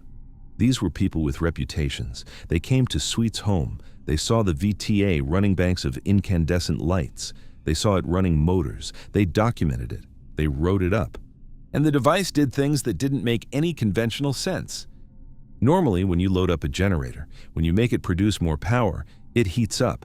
Friction, resistance, waste heat. That's basic thermodynamics. The VTA did the opposite. When you put more load on it, it got colder. It produced frost on its housing. Sweet called this cold electricity, what he and Bearden described as negentropic energy. And the weirdest part of all, when the VTA was running under load, witnesses claimed it lost weight. The device, which normally weighed about 6 pounds, would drop to less than 1 pound under heavy electrical load, as if the scalar field it was tapping into was somehow counteracting gravity itself. In 1988, Sweet published a dense mathematical paper titled "Nothing is Something: The Theory and Operation of a Phase-Conjugated Vacuum Triode." He was laying down a marker, saying on the record, in formal scientific language, "I am extracting energy from the vacuum." That's when the harassment started. By the early 1990s, Sweet's quiet suburban life began to fall apart. His workshop was broken into. The phone calls started, anonymous voices telling him to stop, telling him to back off, telling him the consequences of continuing. And then, one day, in broad daylight, on a public sidewalk, the meeting happened. According to Sweet's own documented accounts, 2 men in suits approached him. They stopped him, and they told him very directly that if he did not cease his research, he would be killed. Floyd Sweet, by all accounts, never fully recovered from that encounter. He lived his final years in a state of low-grade terror. He couldn't sleep. He was afraid to leave the house. The 78-year-old engineer who had spent decades at General Electric was now an old man jumping at every car door slamming in his neighborhood. And on July 5th, 1995, Floyd Sweet died. Officially, a massive heart attack at the age of 83. Within days of his death, his home was systematically scrubbed, his operational VTA prototypes gone, his specialized magnetic conditioning notes gone, his mathematical notebooks containing the Cron-derived equations gone, his blueprints gone. Nothing left but an empty workshop and a dead inventor. The official line on Floyd Sweet, repeated by the scientific establishment to this day, is that the man was either a confused old engineer who fundamentally misunderstood his own measurement equipment or a deliberate fraud running a magnet trick. The VTA, they say, is a thermodynamic impossibility. The heart attack at 83 was just an old man's heart finally giving out. And the missing research? Misplaced, thrown away, lost in the shuffle of estate cleanup. Let's actually pull on that. Start with the credentials. The accusation is that Sweet didn't know how to measure input versus output wattage correctly. Think about who you're saying that about. This is a man who worked at General Electric's most prestigious R&D facility for 5 years as an electromagnetic research specialist. He was trained by Gabriel Krohn, one of the most important figures in the mathematical foundations of electrical engineering in the 20th century. He spent his entire career designing and measuring electrical equipment at the highest professional levels. The argument that Sweet got the basics of watts in versus watts out wrong is, frankly, embarrassing. You don't graduate from a GE research lab without being able to read a watt meter. The measurement error theory works for a college freshman with a cheap multimeter. It does not work for a senior electrical engineer with decades of experience and a who's who of other engineers in the room verifying his readings. So if he wasn't incompetent, was he fraudulent? Was the VTA just a magic trick? Let's run that theory through the next set of facts. The men in suits. Here is the logic gap that breaks the official story in half. If Floyd Sweet's VTA was a fraud, a hoax, a useless box with conditioned magnets in it, then who exactly is paying for the suits? You don't dispatch professional muscle to threaten an 80-year-old electrical engineer's life over a paperweight. You don't make anonymous phone calls. You don't corner an old man on a public sidewalk and tell him he'll die if he doesn't stop. That kind of operation is expensive. It's risky. It carries legal exposure. Nobody on Earth in 1990s America was deploying that kind of resource to silence harmless cranks. You only deploy that kind of pressure when there is something to silence, when there is real money, real infrastructure, real grid-scale economic power at stake. When the box on the workbench is exactly what the inventor says it is, a device that, if commercialized, could put a multi-trillion-dollar electrical generation industry out of business. The harassment isn't evidence the VTA was a hoax. The harassment is evidence the VTA was real. Because real fraudsters get sued, real cranks get debunked, only real threats get visited by men in suits. Now, look at the post-mortem cleanup. When an 83-year-old man dies and his house gets cleared out, here is what normally goes missing: cash, jewelry, a wristwatch, a wallet, the expensive electronics, the television, the stereo, the computer.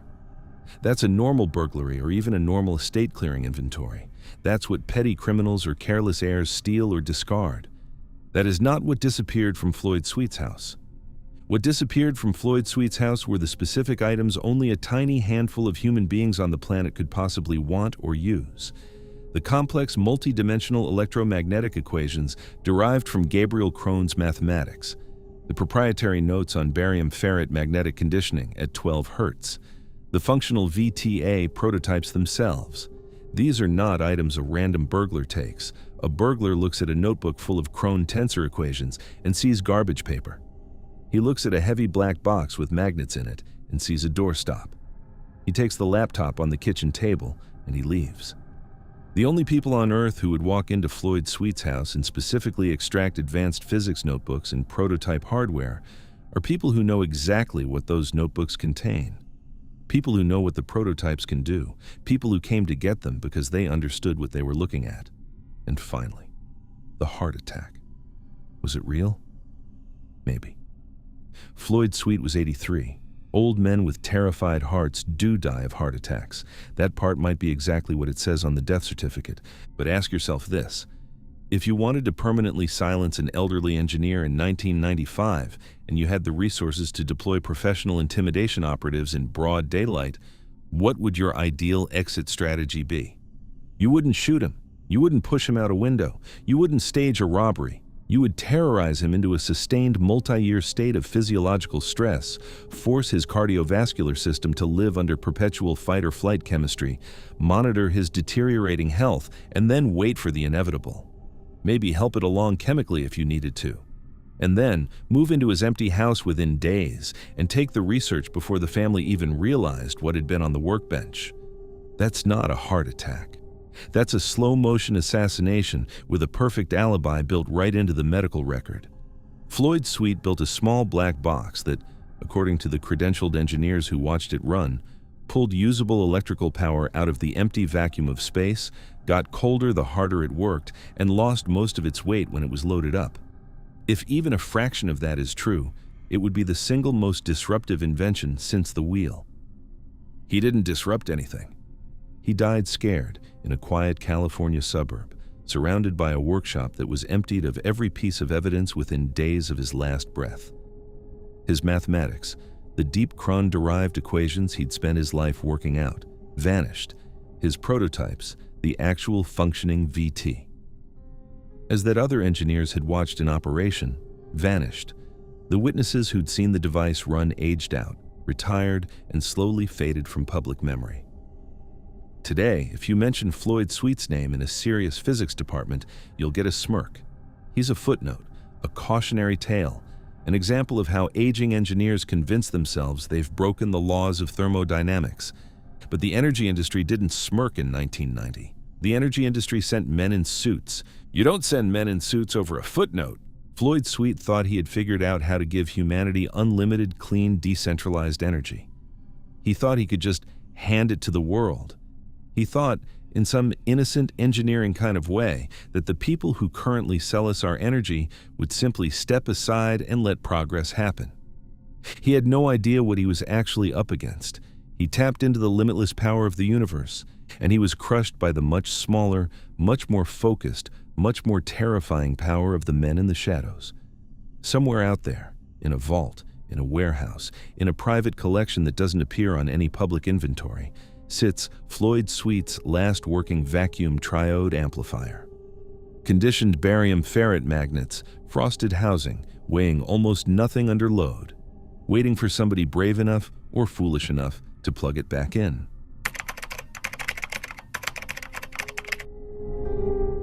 Five bullets to the back of the head and neck. A silenced pistol. $20,000 in cash left untouched in the victim's pocket. And the victim.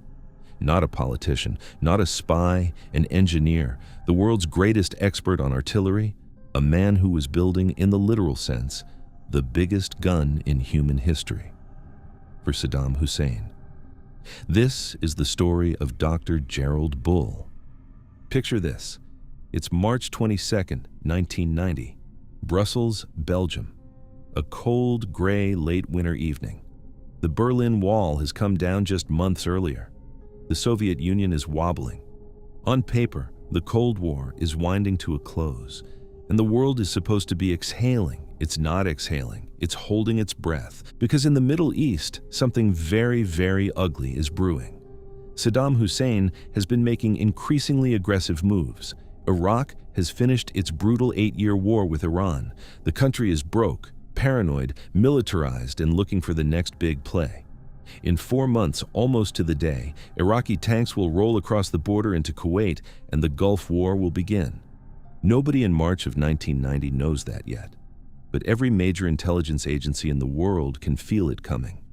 And Brussels, quiet, polite, bureaucratic Brussels, has become the espionage capital of Europe. The city is crawling with spooks, CIA assets, MI6 operatives, Mossad agents, Iraqi intelligence, French DGSE, Belgian state security, East German leftovers, all of them watching each other, watching the arms dealers, watching the money. And every single one of them was watching one specific Canadian man. His name was Dr. Gerald Vincent Bull. Now, this is not a guy you write off. Gerald Bull was, by any honest measure, a genuine prodigy. Born in Ontario in 1928, his early life was tragic. His mother died, his father had a nervous breakdown during the Depression, and Gerald was shipped off to relatives. But the kid was a freak of intelligence. He was granted special permission to start high school at the age of 10. He graduated 2 years early. And by the time he was done, he became the youngest person ever to receive a PhD from the University of Toronto's Institute for Aerospace Studies. His obsession? Big guns. Really big guns. Bull was fascinated by the idea that if you could just build a cannon large enough, accurate enough, and powerful enough, you could skip the whole expensive mess of rocketry and shoot satellites directly into space. That's not a comic book fantasy. That's actual physics. And Gerald Bull was the only man on Earth seriously trying to make it real. The question wasn't whether he was brilliant. The question was, in March of 1990, who exactly was paying for the brilliance? For most of his career, Bull was actually working with the good guys. In the 1960s, the US and Canadian governments, working with McGill University, funded what they called the High Altitude Research Project, HARP. They set Bull up in Barbados, gave him a couple of decommissioned 16-inch US Navy gun barrels, and let him weld them together into a single 100-foot cannon. With this monster, he successfully fired 100-kilogram instrument-laden projectiles up to 66,000 meters into the atmosphere, way up into space. It was working. It was real. And then, in the 1970s, the governments pulled the plug. HARP got defunded. Bull was furious. So he did what brilliant, embittered, defunded scientists with very specific niche expertise tend to do. He went private. He started his own company, the Space Research Corporation, and he stepped into the global arms market. In 1980, he got burned badly. He shipped advanced howitzer technology and 50,000 artillery shells to South Africa in direct violation of a United Nations embargo. The U.S. prosecuted him. He served 6 months in federal prison. He came out broke, bitter, and deeply distrustful of Western intelligence agencies, especially the CIA, who he believed had set him up. And then, in the late 1980s, the worst possible client called: Saddam Hussein. The Iraqi regime offered Gerald Bull something nobody else would: unlimited money, total scientific freedom, the chance to finally build the project of his life. They called it Project Babylon. And the specs were not subtle. We're talking about a gun 156 meters long, a barrel 1 full meter in diameter, embedded into a mountainside in Iraq. The kind of cannon that could, in theory, launch a 500-kilogram satellite payload up to 8,000 kilometers into orbit. Or, and this is the part that made every intelligence agency on Earth lose its mind, fire multi-stage rocket-assisted artillery shells anywhere in the Middle East. Tel Aviv, Riyadh, Tehran, anywhere. While building Babylon, Bull was also helping Iraq upgrade its existing Scud missile program. You can see where this is going. By early 1990, Bull was the most watched private engineer on the planet, and the warnings started coming. Not phone calls, not letters, something much, much creepier. His apartment in Brussels began to be broken into, not robbed, broken into. Highly skilled operatives would somehow bypass his locks, enter his apartment, and steal absolutely nothing. Instead, they'd rearrange his furniture, move a chair, reposition a lamp, turn a picture frame 90 degrees. Just enough so that when he came home, he'd know somebody had been there. He'd know that the locks didn't matter. He'd know that they could get in anytime they wanted. It was psychological warfare, a classic intelligence community technique, a series of polite, terrifying reminders to a man playing a very dangerous game. Bull, by all accounts, was rattled. He confided to friends.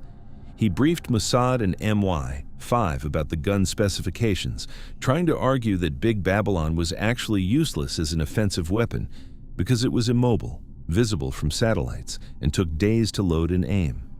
He thought he could talk his way out of this. He was wrong. On the evening of March 22, 1990, Gerald Bull returned to his apartment building in the Uccle suburb of Brussels. He rode the elevator up to the 6th floor. He walked down the corridor to his door. He fumbled in his pocket for his keys, and a figure stepped out of the shadows. 5 shots, a silenced 7.65 millimeter pistol, tightly grouped, directly into the back of his head and neck. Gerald Bull was dead before his body hit the floor. The assassin walked away. Now, when the police arrived, the official wheels of the investigation started turning. And as always, the very first attempt at an explanation was the laziest one. A mugging, a street robbery, maybe local crime. Let's just pause and look at what was actually on the body. Gerald Bull, when he was killed, was carrying close to $20,000 in cash in his pockets. $20,000, American, just sitting there, untouched. Think about that for 1 second. If this was a mugging, the murder is over the moment Bull's on the ground. The mugger then steps over the body, takes the wallet, takes the cash, and runs. That's the entire purpose of the encounter. The money is the reason. But the killer didn't take any of it. Not a bill, not a coin. He fired 5 carefully aimed shots from a silenced weapon, confirmed the kill, and walked away from 20 grand in cash. That's not a mugging. That's not crime. That's an execution, a professional surgical paid-for execution where the only objective was making sure the target stopped breathing. The money wasn't relevant to the assassin, because the assassin had already been paid by somebody else far more than what was in Gerald Bull's pocket. Now, the second logic gap, and this one is almost funny in how ridiculous it gets. Gerald Bull, at the time of his death, was the single most surveilled private citizen in Europe. We know now that something like 80 intelligence operatives had been monitoring his movements for almost 2 years before the hit. His phones were tapped, he was followed when he walked to the bakery.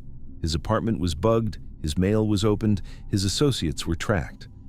We are talking about a man whose every breath was being recorded by half of NATO and the entire Middle East. And yet, and this is the part that should make your jaw hit the floor, no intelligence agency anywhere in the world has ever publicly identified the man who walked up behind him and pulled the trigger. Not one. After 30-plus years. In the most surveilled apartment building in one of the most surveilled cities in Europe, nobody saw a thing. Are we really supposed to believe that? Are we really supposed to believe that in an environment with that level of professional monitoring, the assassin just vanished? Like a ghost? Of course not. The only reason nobody officially saw the assassin is because somebody very powerful, somewhere up the chain, made absolutely sure that nobody officially saw the assassin. The fingerprints aren't missing. The fingerprints are classified. And now, the kicker. The detail that locks the whole thing in. Within days of Gerald Bull's murder, customs agents across Europe, particularly in the United Kingdom, suddenly began seizing massive shipments of steel pipe. The pipes were labeled as petrochemical equipment, pressure vessels, industrial parts, innocuous stuff for the oil industry. They were not for the oil industry. They were the barrel sections of Project Babylon, prefabricated, on their way to Iraq for assembly. The timing is impossible to ignore. The man dies on March 22nd. The pipes start getting intercepted within days, which means that the customs operations, the intelligence coordination, the international tracking of every shipment, all of that was already in motion before Bull was killed. The hit and the seizure were synchronized. This wasn't revenge. This was a tactical operation. Step 1, terminate the engineer who could calibrate the weapon. Step 2, simultaneously seize the components so nobody else can finish what he started. Step 3, do it all 4 months before Saddam invades Kuwait, ensuring that when the Gulf War kicks off, Iraq has no supergun. It worked. Brilliantly. So who killed Gerald Bull? The official answer, even today, is the same answer it has been for over 3 decades. We don't know. The unofficial answer depends on who you ask. Most analysts point straight at Mossad, the Israeli intelligence service, on the grounds that Israel had the most direct and immediate motivation to stop a weapon that could reach Tel Aviv from western Iraq. Others say it was the CIA, cleaning up an old asset who had become a liability and was threatening to expose embarrassing connections to past illegal arms deals. Some say it was a joint operation, multiple Western intelligence agencies pooling resources to remove a problem nobody wanted to publicly own. What we do know for certain is this. Gerald Bull was a man whose entire life was built around a single beautiful, terrifying obsession. He wanted to shoot something into the stars with a gun. Just one perfect cannon, big enough to skip the rockets and the launch pads and the bureaucracy, and put a satellite into orbit using nothing but a long enough barrel and enough explosive force. It was a brilliant dream. It was also, by the end, the dream of a man who had stopped caring about who was writing the checks. And in 1989, the checks were being written by one of the worst regimes on the planet. Maybe Gerald Bull thought he could thread the needle. Maybe he thought he was smart enough to take Saddam's money, build his life's work, and somehow walk away clean. Maybe he thought the intelligence agencies watching him would respect him enough to let him finish. He was wrong about all of it. He spent his entire life trying to launch a projectile into the stars. In the end, in a 6th-floor hallway in Brussels, a single projectile launched into him, and whoever pulled the trigger is still out there. Unnamed, uncharged, unbothered, just another ghost in a city full of them.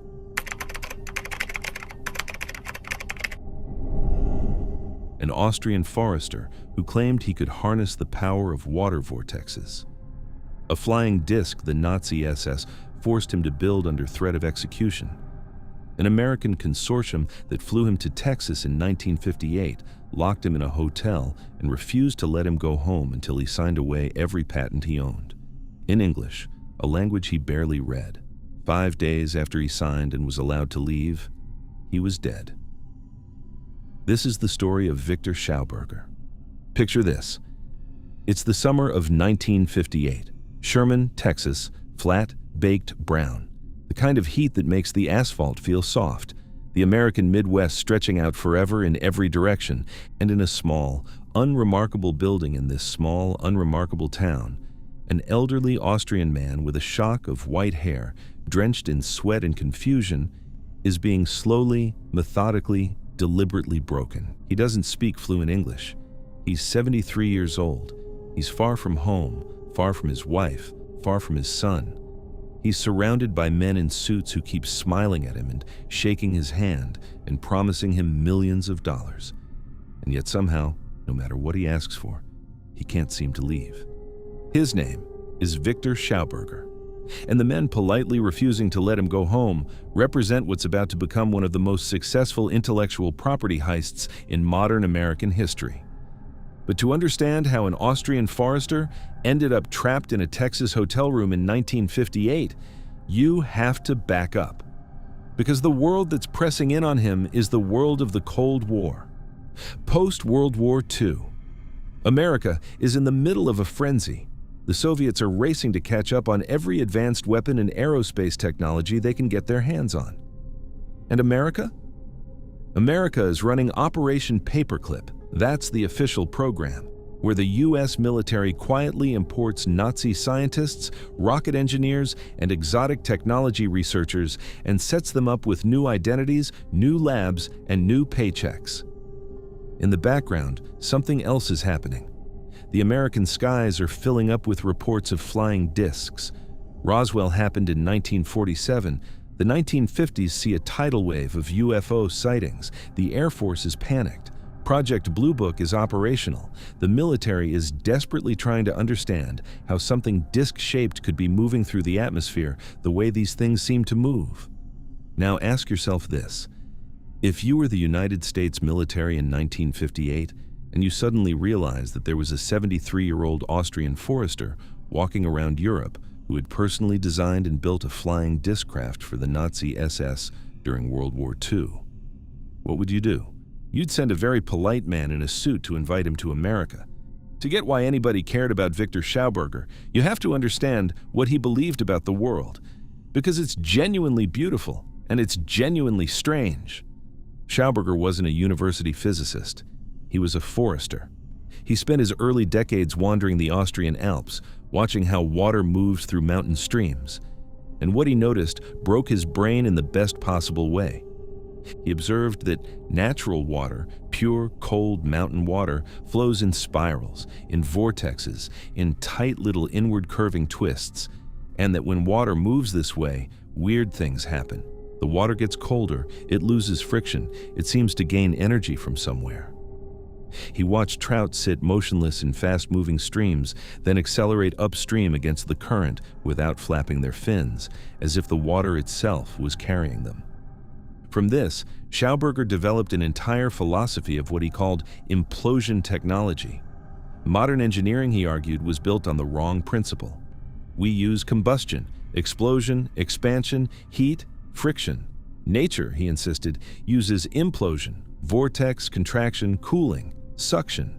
He believed the entire Industrial Revolution had gotten the basic physics backwards, and that's why our technology was so wasteful and so destructive. He started building things, wooden log flumes that used spiral channels to float logs heavier than water down mountain rivers. The Austrian timber industry was stunned. The designs worked. Then he started building engines, implosion motors, water turbines that ran on suction and vortex instead of pressure and heat. And then, in the late 1930s and into the 1940s, things got dark. The Nazi regime found out about him. The SS pulled him into Mauthausen concentration camp and gave him a choice. Build us a disc-shaped aerospace craft using your vortex engine technology or be executed. Schauberger, under armed guard and threat of death, oversaw the design of what he called the Repulsion, a discoid craft powered by a liquid air vortex engine, allegedly capable of fuel-less flight and possibly even anti-gravity effects. We don't know everything about what the Repulsion actually did. What we know for certain is that when Germany collapsed in 1945, both the Soviet and American military forces aggressively confiscated every Schauberger prototype, blueprint, and technical document they could find. Schauberger himself survived the war. He went home to Austria. He tried to rebuild his life. He spent the next decade warning anyone who would listen about the environmental catastrophe of combustion engines and nuclear energy, while struggling to get any commercial traction for his ideas. And then, in June of 1958, two men knocked on his door. Their names were Carl Gerxheimer and Robert Donner. They represented what they called a heavily capitalized American consortium. They were offering Schauberger something he'd been dreaming of for decades: unlimited funding, a real laboratory, the chance to finally develop his implosion technology for peaceful commercial energy production. They wanted him to come to America. They were even willing to bring his son Walter along to help translate. It sounded like a miracle. It was, of course, a trap. Schauberger and Walter arrived in Sherman, Texas in the brutal Texas summer. Almost immediately, the promises started evaporating. The limitless funding was an illusion. The real laboratory never materialized. Instead, the consortium brought in experts. Specifically, they brought in scientists from Brookhaven National Atomic Research Laboratories, including people working on the Cosmotron Particle Accelerator project. These were not commercial energy investors. These were military-affiliated atomic physicists. The investment partnership was a debriefing. For weeks, the elderly Schauberger was subjected to exhausting technical interrogations. His translator, a man named Eric Borner, allegedly heavily manipulated the conversations, making sure the consortium extracted every drop of intellectual data while keeping Schauberger himself out of any equal partnership. Schauberger started to break down. His health failed. He begged to go home. He was told he could not go home, not yet. First, there was paperwork to sign. The paperwork was a contract, in English, a language he didn't fully read. The contract assigned to the consortium all rights, past, present, and future, to his implosion technology. And it expressly forbade him from ever researching the field again for the rest of his life. He signed it. He had no choice. He was an old, sick, broken man trapped on the wrong continent.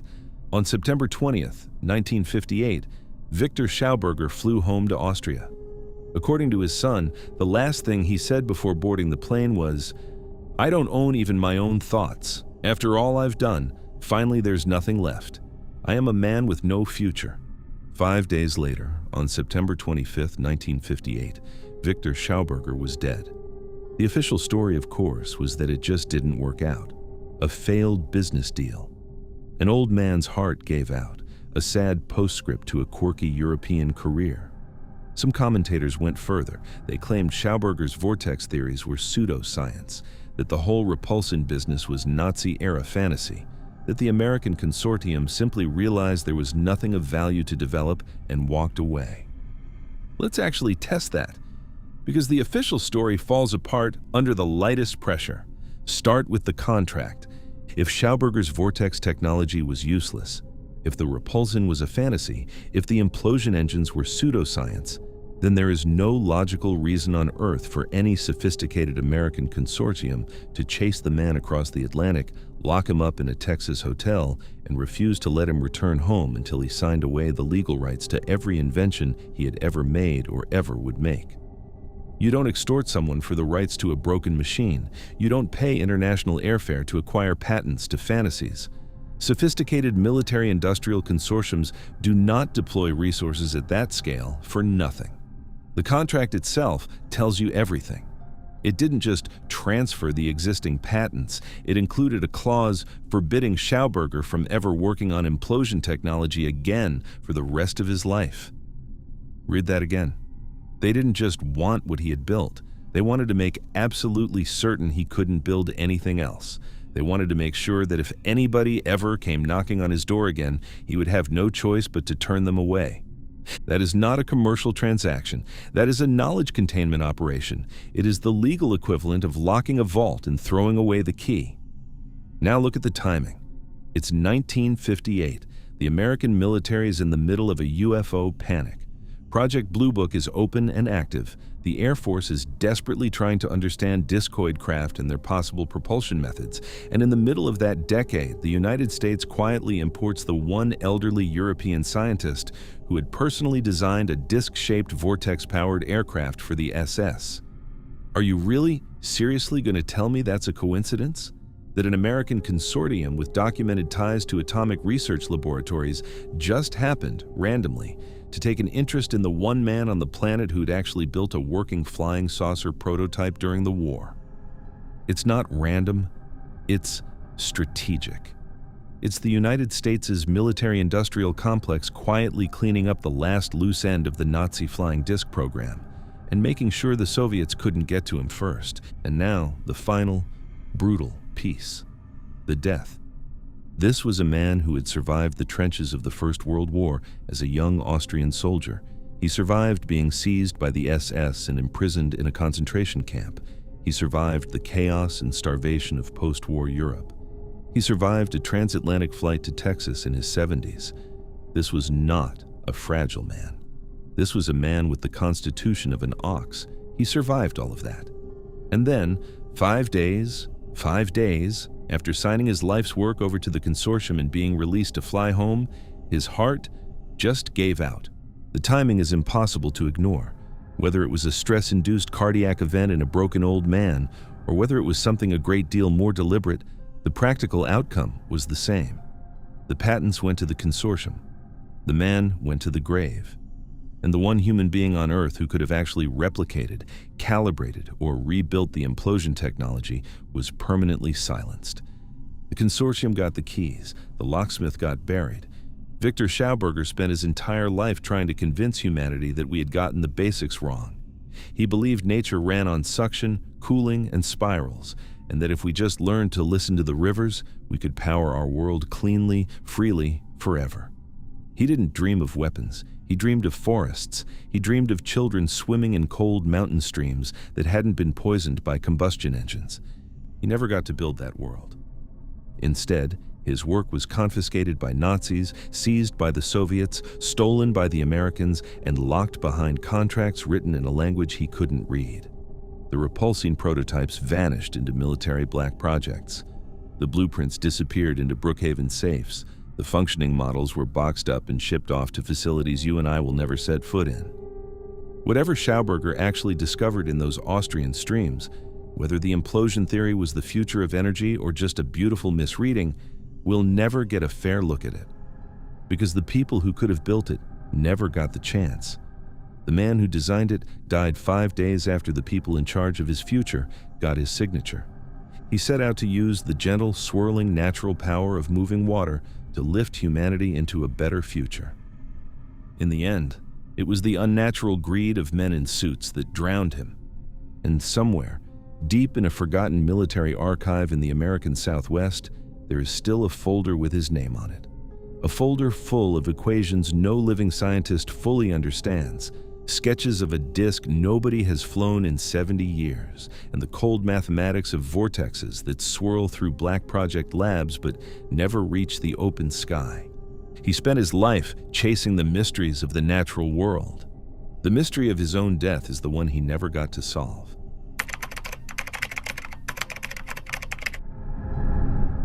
A bioweapon scientist working at the most secret army base in America, a CIA spiked drink at a remote cabin in the woods, 9 days of paranoid breakdown, and then, at 2:30 in the morning, a plunge from the 13th floor of a New York hotel through a closed window with the blinds still drawn. The CIA called it self-inflicted.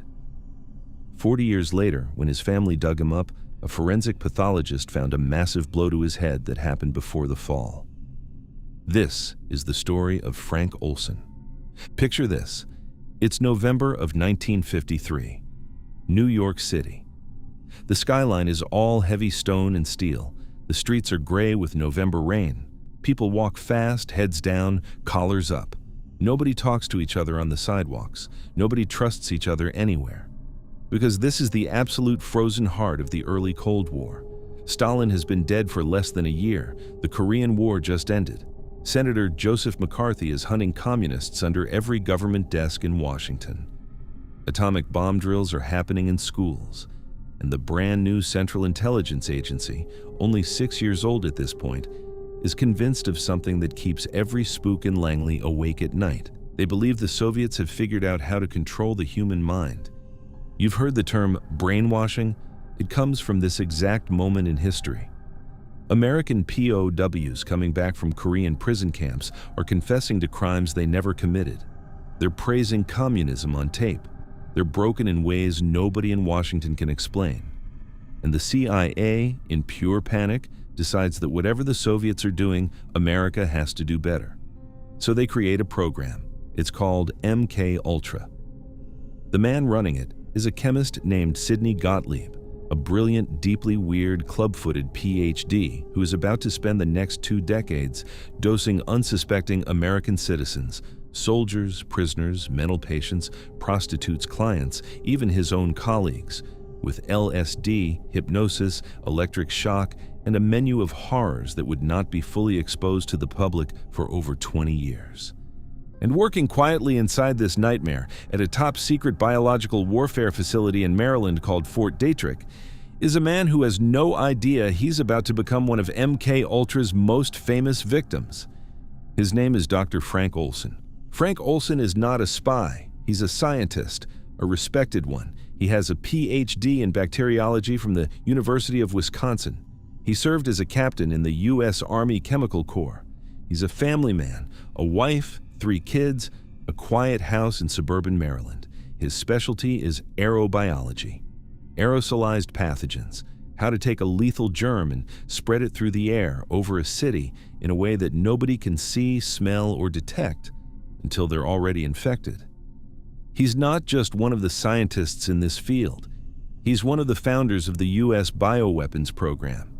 He's the acting chief of the Special Operations Division.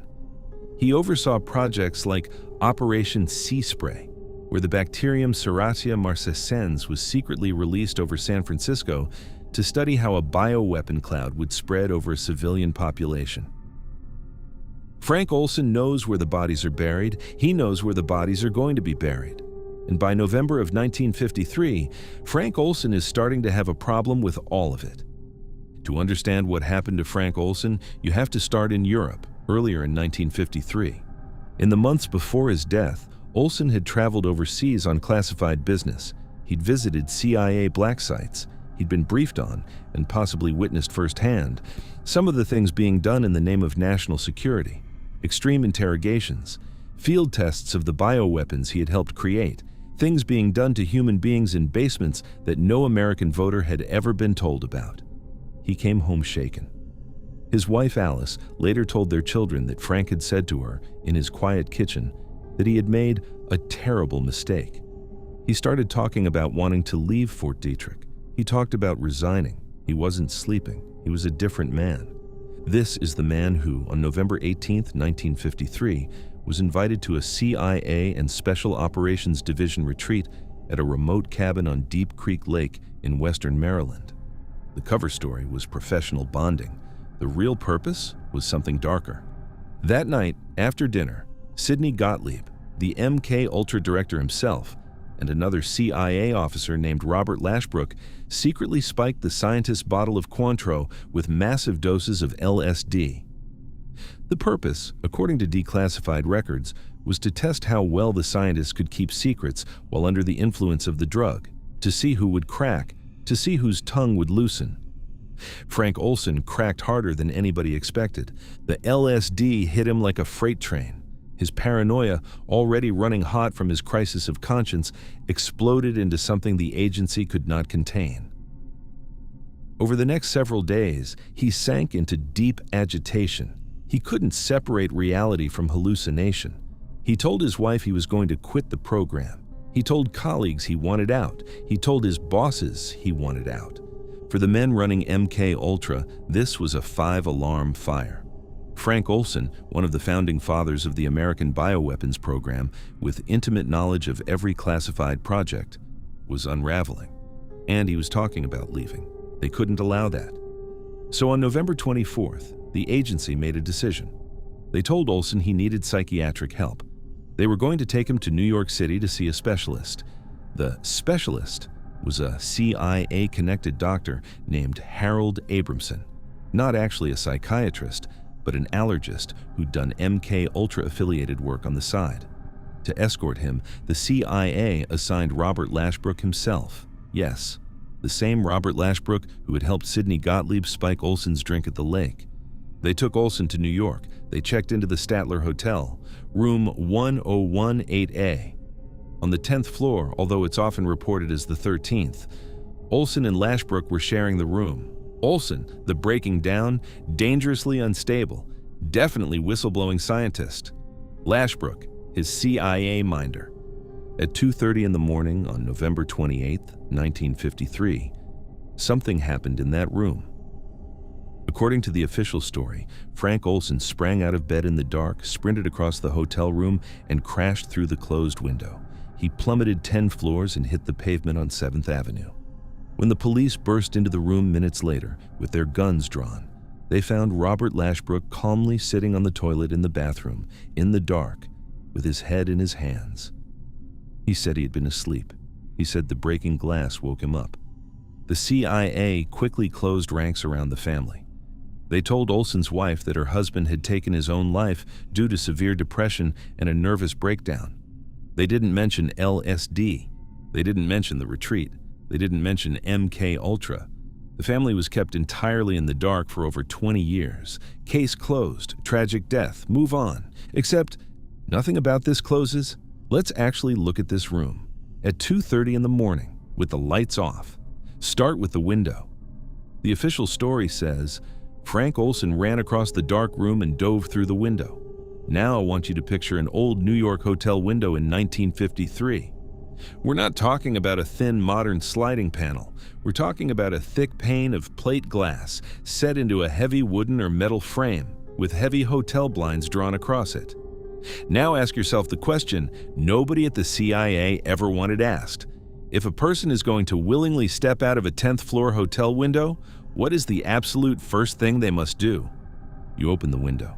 People in the middle of mental health crises do not statistically choose to dive headfirst through a closed pane of glass when there is a perfectly functional sash handle right there.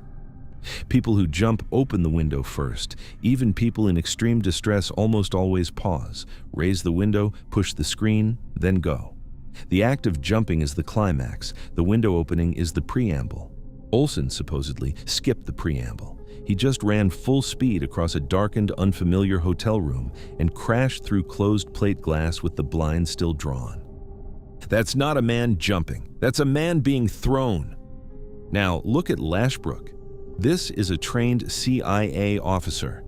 His specific assigned job for the last few days has been to babysit a man the agency knows is psychologically compromised, paranoid, possibly self-destructive, and a massive national security risk. He's not a roommate. He's not on vacation. He's on duty. And we are supposed to believe that this trained operative was sleeping so deeply that he didn't wake up when his charge got out of bed, didn't wake up when his charge sprinted across a hotel room, didn't wake up when said charge crashed through a thick window. The breaking of glass at 2:30 a.m. in a quiet hotel room is, frankly, the loudest sound on Earth, and Lashbrook claims he slept through the sprint and only stirred at the smash. And then his behavior afterward is even worse. He doesn't run to the window. He doesn't call 911. He doesn't call hotel security. The hotel's switchboard operator intercepted his very first phone call after the fall, and it wasn't to emergency services. It was to Dr. Harold Abramson, and the entire conversation was reportedly 6 words long. Lashbrook said, "Well, he's gone." Abramson replied, "Well, that's too bad." That's it. That's the entire conversation. A man has just hit the pavement from the 10th floor of a Manhattan hotel, and his CIA handler's response is a 2-sentence coded phone call to a CIA-affiliated doctor that sounds exactly like the closing of a mission. That is not the reaction of a horrified bystander. That is the reaction of a man confirming completion. And then, in 1994, came the receipt. Frank Olson's son, Eric Olson, who had spent his entire adult life trying to figure out what really happened to his father, finally got permission to exhume the body. The exhumation was overseen by a forensic pathologist named James Starrs. Starrs and his team examined the skeletal remains, and they found something the CIA had spent 41 years praying nobody would ever look for. There was a massive hematoma above Frank Olson's left eye, blunt force trauma, severe. And critically, the injury pattern was completely inconsistent with the impact of a fall from a 10th floor window onto a sidewalk. It was the kind of injury you would get from being struck in the head with a heavy object. Starrs concluded, and this is on the official forensic record, that the evidence was, in his words, rankly and starkly suggestive of homicide. Frank Olson didn't jump. Frank Olson didn't fall. Frank Olson was hit in the head, knocked unconscious or close to it, and then thrown through the window. The reason is, in retrospect, almost obvious. Frank Olson had been to Europe. Frank Olson had seen things. Frank Olson knew about MK Ultra. Frank Olson knew about the aerosolized bioweapons. Frank Olson knew about the secret tests being done on American cities. Frank Olson knew which Nazi scientists had been imported under Operation Paperclip to help run the program. Frank Olson, when sober, was one of the most knowledgeable men on the planet about the United States' darkest classified programs. And in November of 1953, Frank Olson decided he didn't want to keep that knowledge to himself anymore. He told his wife he had made a terrible mistake. He told his colleagues he wanted out. He told his bosses he was going to resign. He was going to talk. So the CIA spiked his drink. The CIA broke him down. The CIA took him to New York under the cover of psychiatric help. The CIA put him in a hotel room with a man who had been part of the original drugging. The CIA waited until 2:30 in the morning. And then somebody, we still don't know who, ended the problem with a blow to the head and a final push through a closed window. In 1975, after the Rockefeller Commission partially exposed MK Ultra, the federal government quietly admitted to the LSD dosing. President Gerald Ford personally apologized to the Olson family. They were given a $750,000 settlement and told the case was an accident. It wasn't an accident. The forensic evidence proves it. The behavior of Lashbrook proves it. The closed window proves it. The phone call proves it. It was a hit. Frank Olson thought he was working in a laboratory to protect his country. He found out too late that his country had a much darker definition of protection than he'd ever signed up for. And the moment he tried to walk away, his country reclassified him from asset to liability and then handled him accordingly. The hotel room is still there. The window has been replaced. The pavement on 7th Avenue has been repaved 1,000 times. The men who ordered the hit are all dead. The official cause of death, in the United States government's own records, has been quietly changed over the years from self-inflicted act to accident, but it has never officially been changed to what it actually was: murder. And whatever Frank Olson was about to tell the world on the morning of November 28, 1953, he took with him to the pavement. The CIA made sure of it.